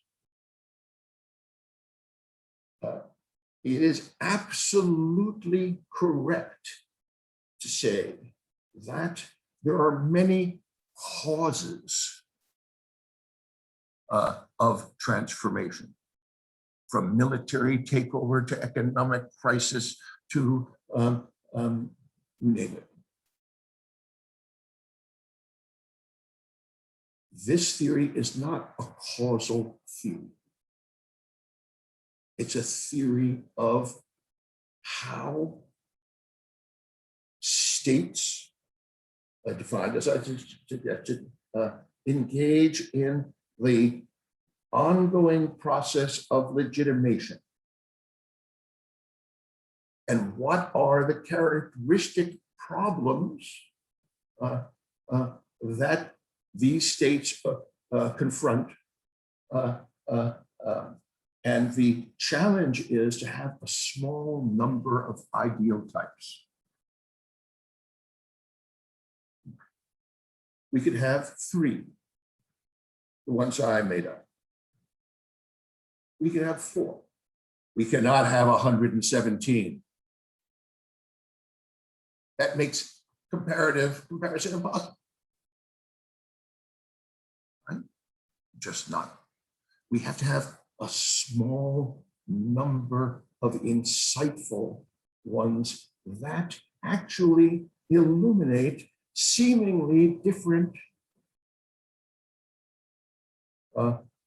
legal cultures, not seemingly different, because you see, it is absolutely the case that the Italian constitutional culture is very different from the French constitutional culture, even though they're both have a civilian tradition, even though they have deep historical roots and connections all the way back to Napoleon, which goes to the next point.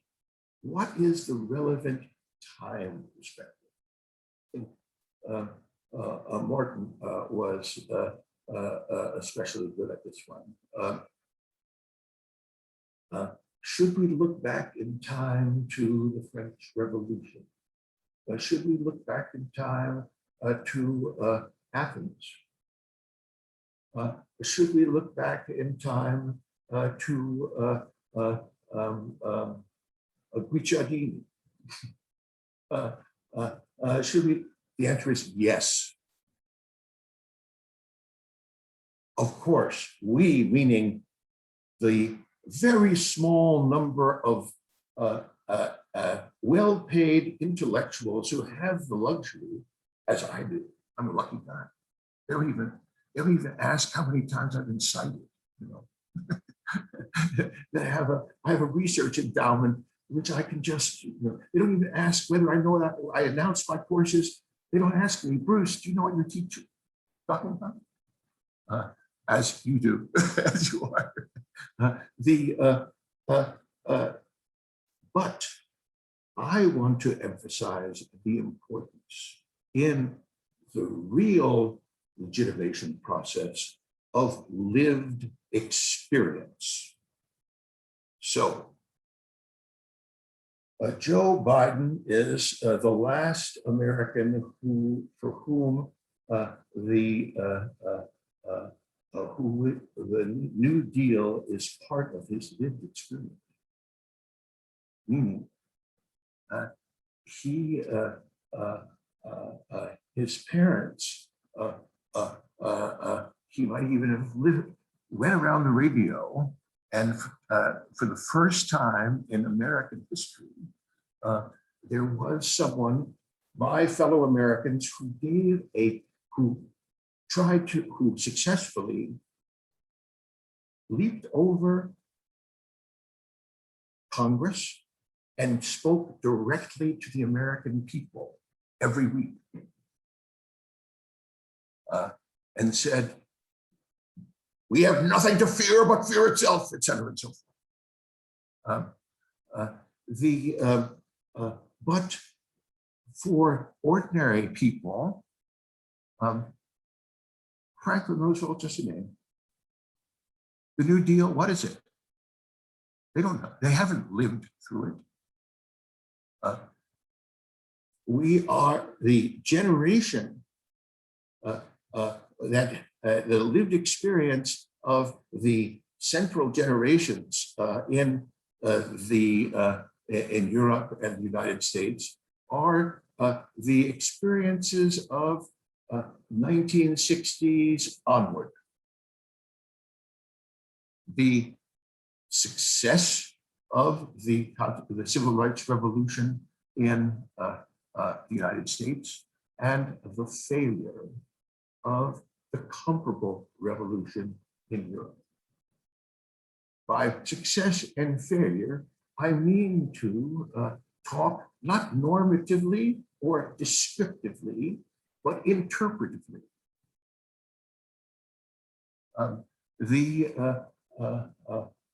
When we go, Michaela, to functionality, Luhmann, you can't Luhmann is this central figure who is responding to the failure of the revolution in Germany in the 1960s. Was that there was one, it failed. And in France, it failed. Mitterrand is not just the fact that finally Mitterrand comes in the 1980s and tries to vindicate the revolutionary failure and then fails. This is a meaningful event for people in their 60s, for people in their 20s.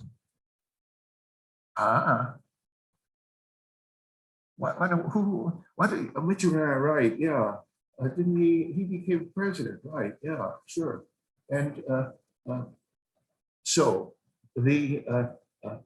so what we have to talk about is, in this interpretive fashion, is how the rising, mature, and older generations' lived experiences have been are expressed in the efforts by the democratic representatives of the regime to legitimate their acts of power. Okay. The next step, and I do think this one is important. I don't want to take up too much time. Let me just look at this.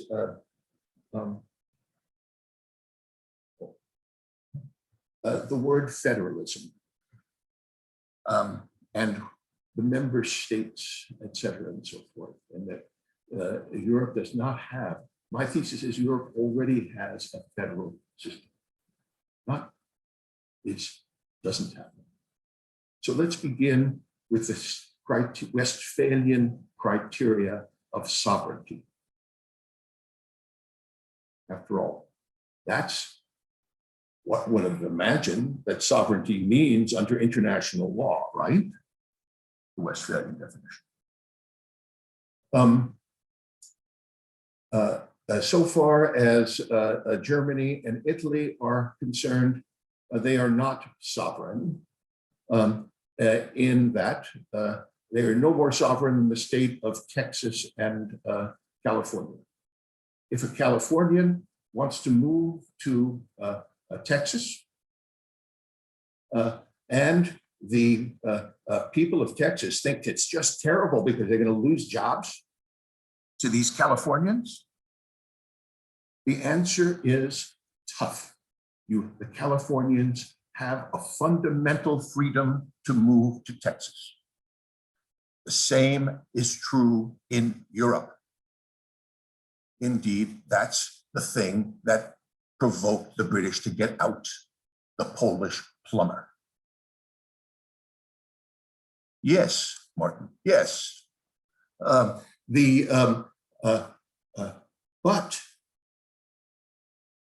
how many millions of Poles have come to Western Europe? And they have the right to come. And if the French or the Spanish or the Italians don't like it, they have to secede from the Union. So far as the foundational right, the foundational Westphalian element of a member state to exclude, Italy is not a sovereign state. On the second fundamental Westphalian criterion, can the Italians protect their borders against foreign invaders, non-citizens? Answer, no. The Americans do. That's the problem. That's the problem.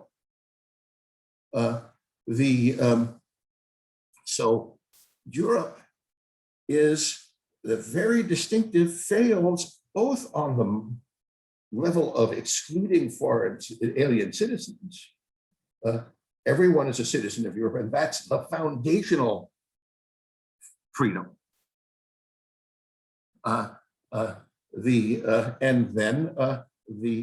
So far as the external one is concerned, that's also true. So far as economic, monetary policy is concerned, as we all know from our long perspective, the idea that a state had its own currency rather than gold.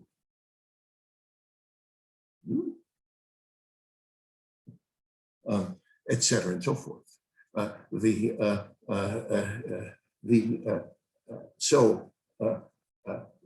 How is the authority to run fiscal policy in the Union to be determined? Answer, increasingly it is determined by the European Central Bank.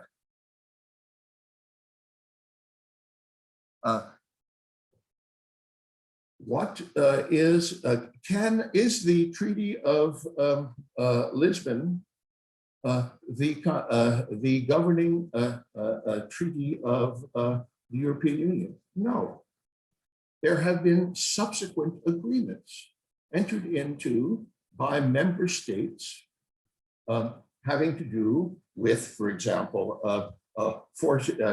this remarkable process by which the Greeks were coerced into saving the German and French banks from bankruptcy, and then denied by the European Central Bank, forced to comply with an agreement that it refused to enter into, but was agreed on by other subset of the states of the European Union. This was used to coerce a member of the European Union. That happened. There have been, to put it more abstractly, a significant number of subsequent international agreements by member states that are inconsistent with the Lisbon Treaty. And if the Lisbon Treaty is, as it's asserted, a treaty, subsequent treaties under international law trump it. Everybody knows that as a matter of international law, but it isn't. But the European Union isn't a supra-state, supranational. No, it is part of a federation. Final point. What is the percentage of the younger generation, since this the lived experience is terribly important, that have experienced the Erasmus program? What is the Erasmus program? You go to university in Italy, and then you go and to France. And the French go to do the same thing, and they go to Spain.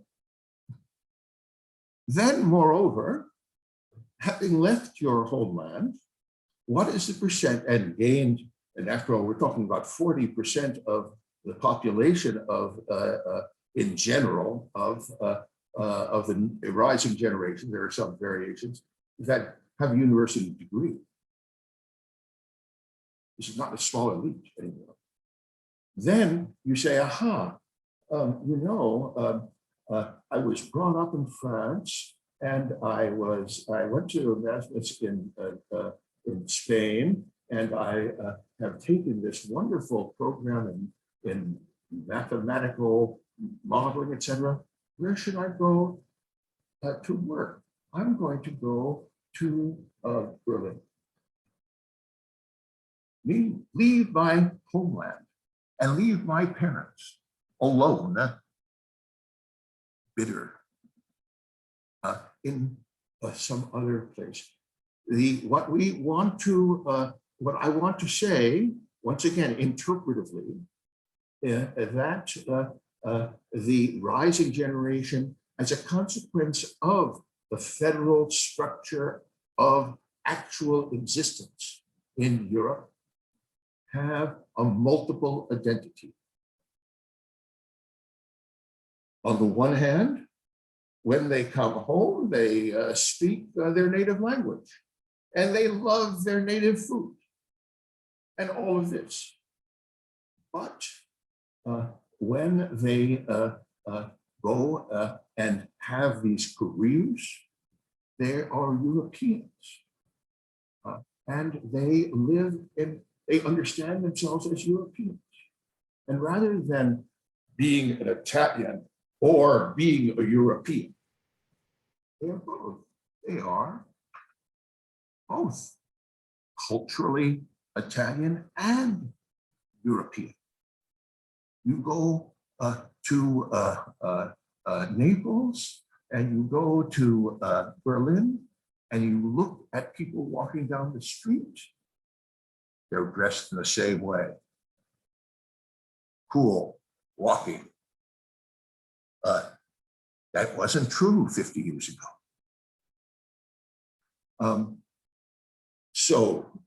Rather than, now the question, of course, is, as Michaela says, will these resources of culture be translated into votes, leading to the creation of democratic solutions to real problems? It isn't functionality or legitimacy. The task of a federal Europe is to confront the fundamental problems of the 21st century. Thank you.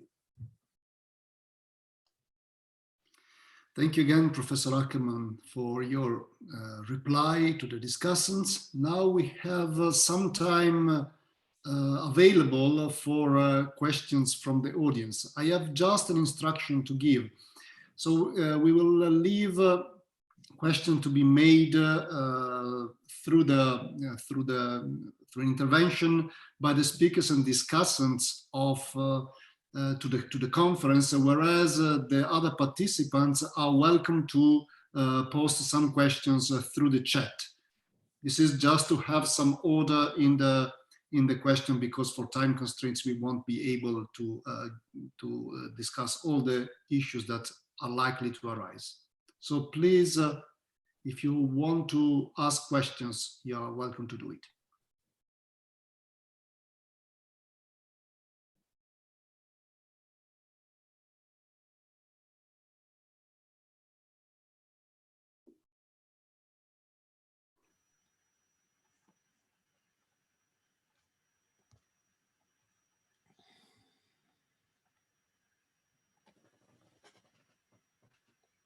Anyone? Perhaps should I? Please, Agustin.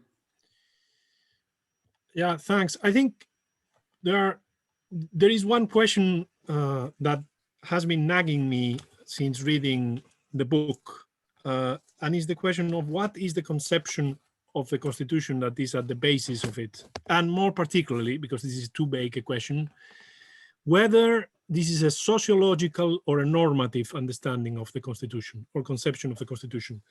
And I think the book is ambivalent, because on the one hand, there is lots of a normative load, and the argument is deeply normative in some instances, but at the same time, the scope of the book, the ambitions of the book point towards a sociological, a functional definition of the Constitution. But I think the ambivalence can be only be held up to some point. To start with, two reasons, very briefly. The first is that the meaning of the three paradigms changes depending on which concept of the Constitution is being held. If one thing is to try to describe how constitutions become democratic with a normatively demanding conception of the Constitution, another thing is to explain how constitutions come to be. And I'm not sure about the sheer possibility of the latter.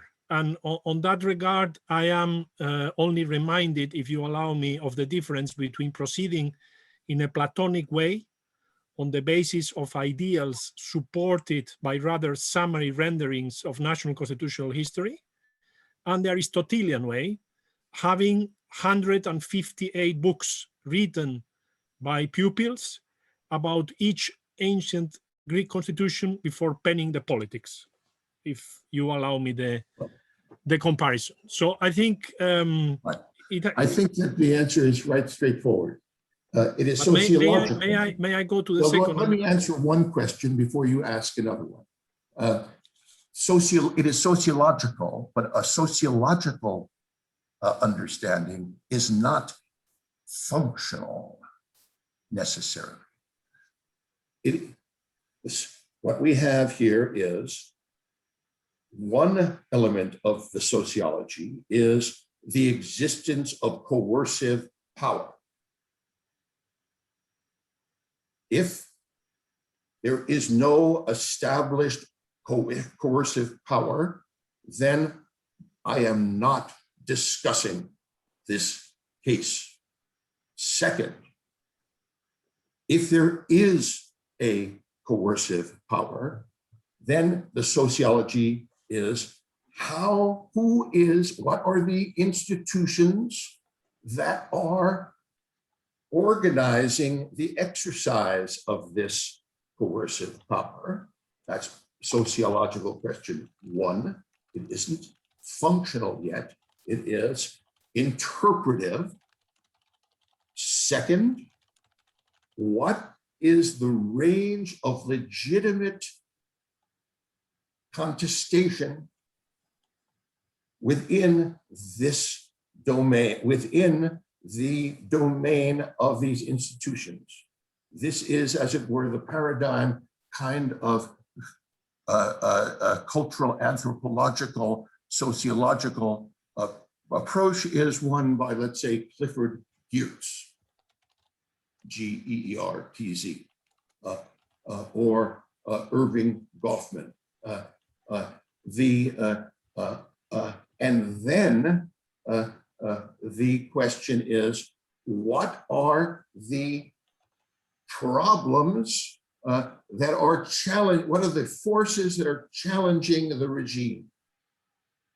And some of them are ones which are, can it solve future problems, like Michaela was saying? Can it solve the COVID crisis?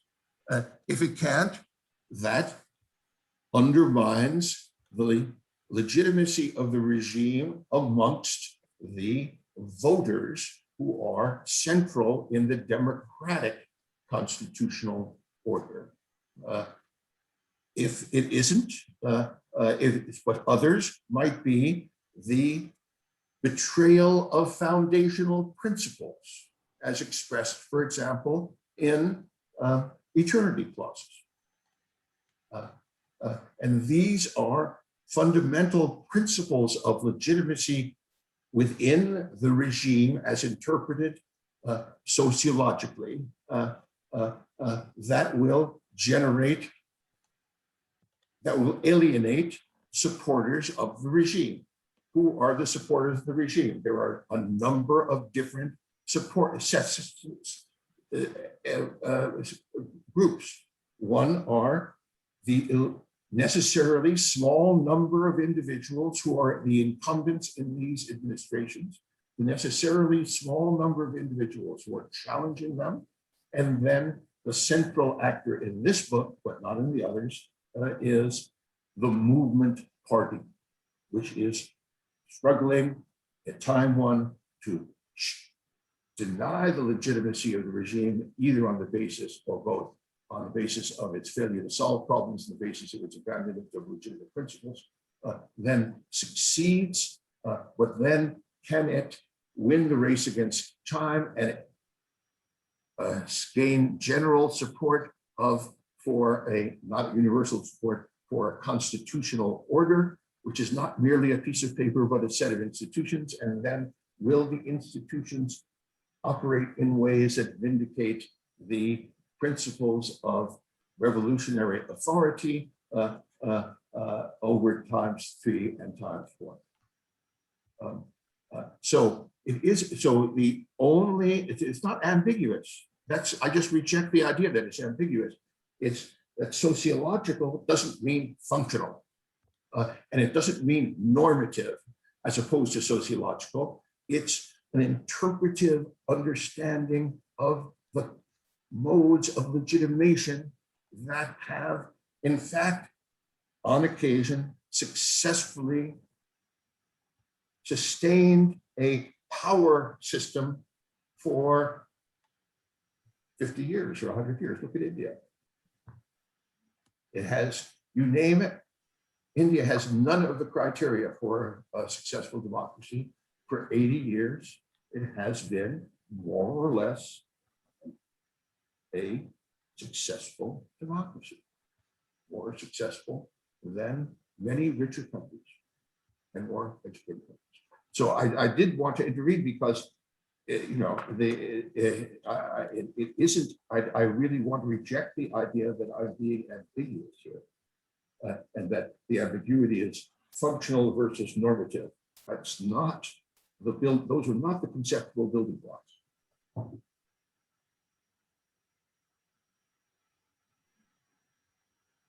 That's it.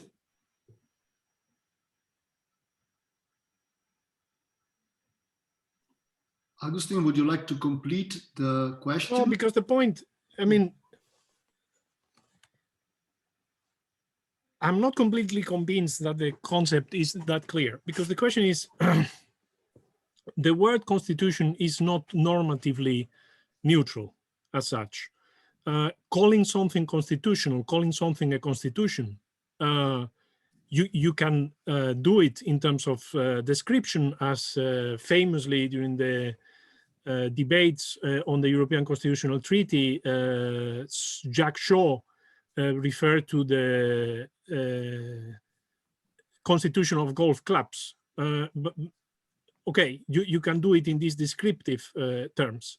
But the question is that this has something that is a positive normative association with the term constitution. This is key, for example, in the debate on the European Constitution, on the supposed constitution of the European Union or the alleged constitution of the European Union. It's not neutral, neither in pragmatic terms nor in normative terms, whether one uses the concept of constitution as such. I mean, there is such a thing as a set of fundamental norms that organize public power in the European Union. I have serious doubts that one can speak of a normative constitution of the European Union.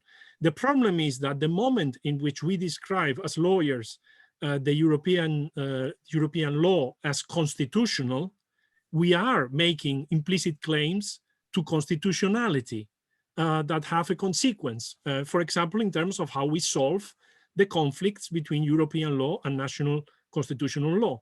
And it's very difficult to be neutral in these terms. It's impossible to be neutral. One has to decide the specific positive, the question of positive law itself hinges around that. Can I respond to that? I entirely agree. I'm talking about being a scholar. What scholars are trying to do is to search for understanding. What we're trying to understand is the way lawyers, politicians, citizens, are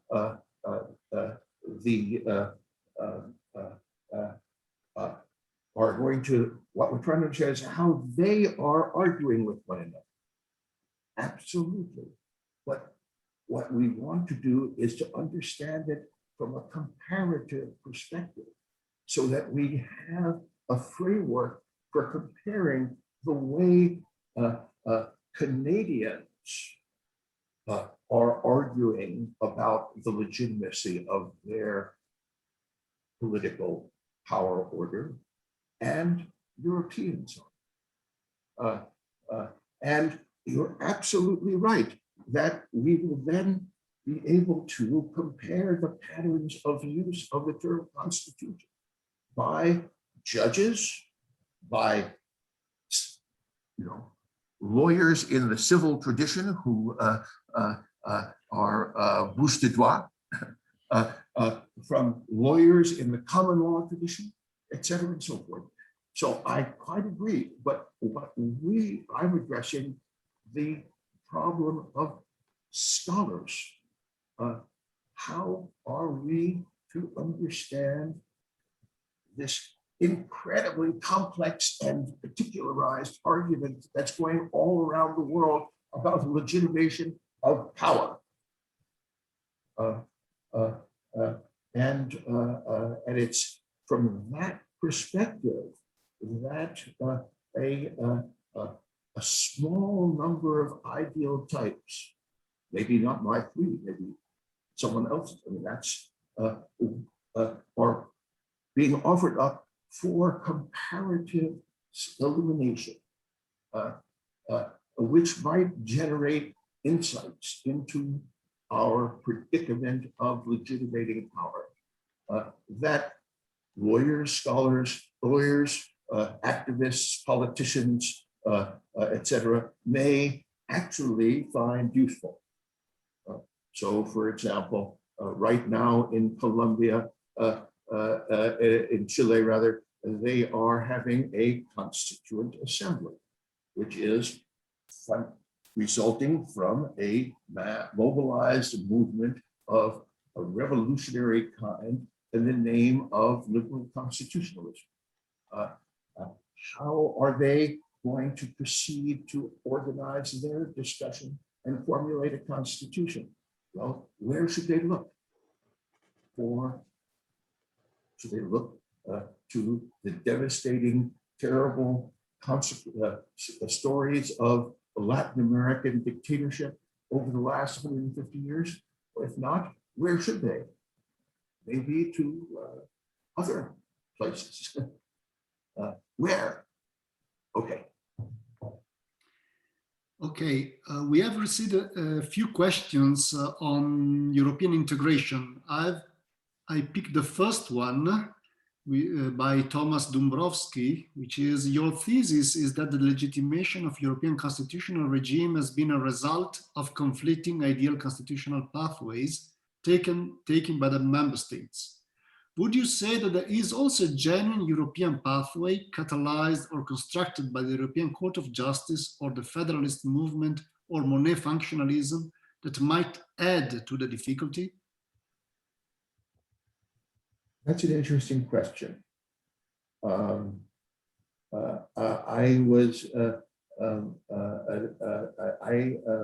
will have to think about this.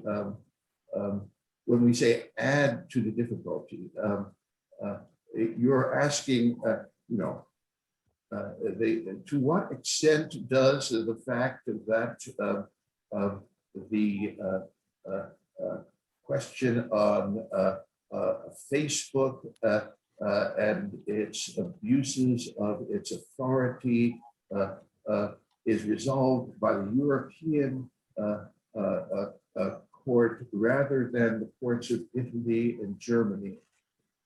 To what extent does that, for example, increase or diminish the legitimation deficit of the Union? I'll have to think about that. I was expecting you, Thomas, to tell us about your book, which Thomas happens to be another student who's actually more recent vintage, which is this great work on the sources of the original European treaties in the revolutionary movements beginning in the during the Second World War, and how the Monet comes out of as one of the elements of this revolutionary constitution. We are making a mistake in characterizing the current framework as being one initially of elite construction, but we'll have to talk about that some other time. Read his book when it comes out. Okay, any other questions from the speakers and discussants of the conference? Otherwise, I will raise the one put forward by Michele Di Bari from the University of Padua. I would like the author to clarify a point a little bit further.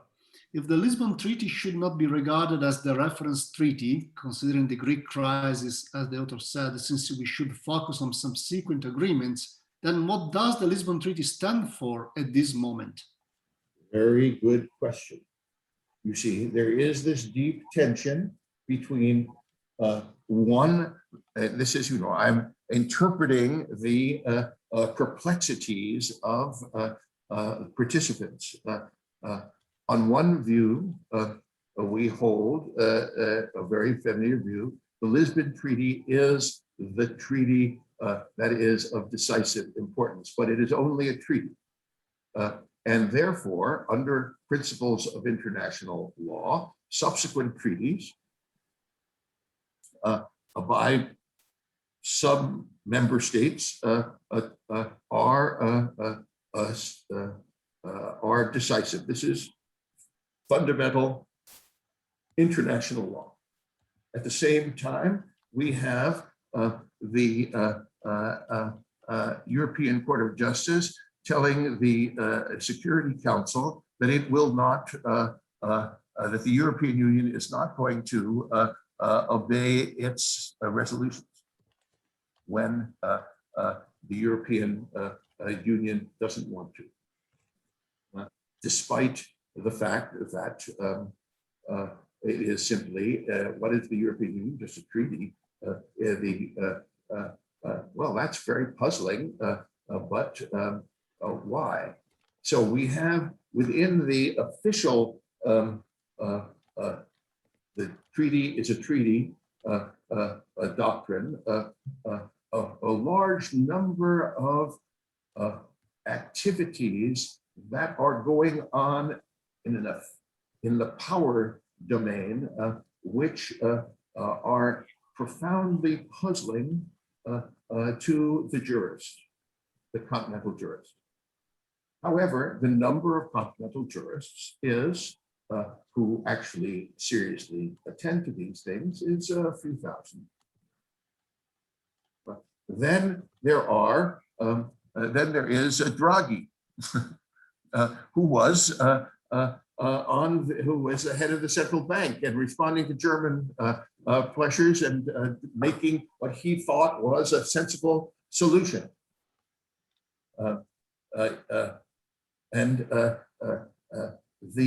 He didn't take this framework as the decisive one. This is an interpretive observation from a scholarly point of view. And rather than being sanctioned for it, he is now the hero of Italian politics. And the only person who can serve as a central figure for Italy in its ongoing, very problematic economic relations to the European Union. Fascinating. That's what I'm trying to point to. Rather than all of this is an interpretation of the situation, and ordinary voters think that it was a great success, I believe. I don't know, just public opinion polls, that Draghi is now the effective head of government.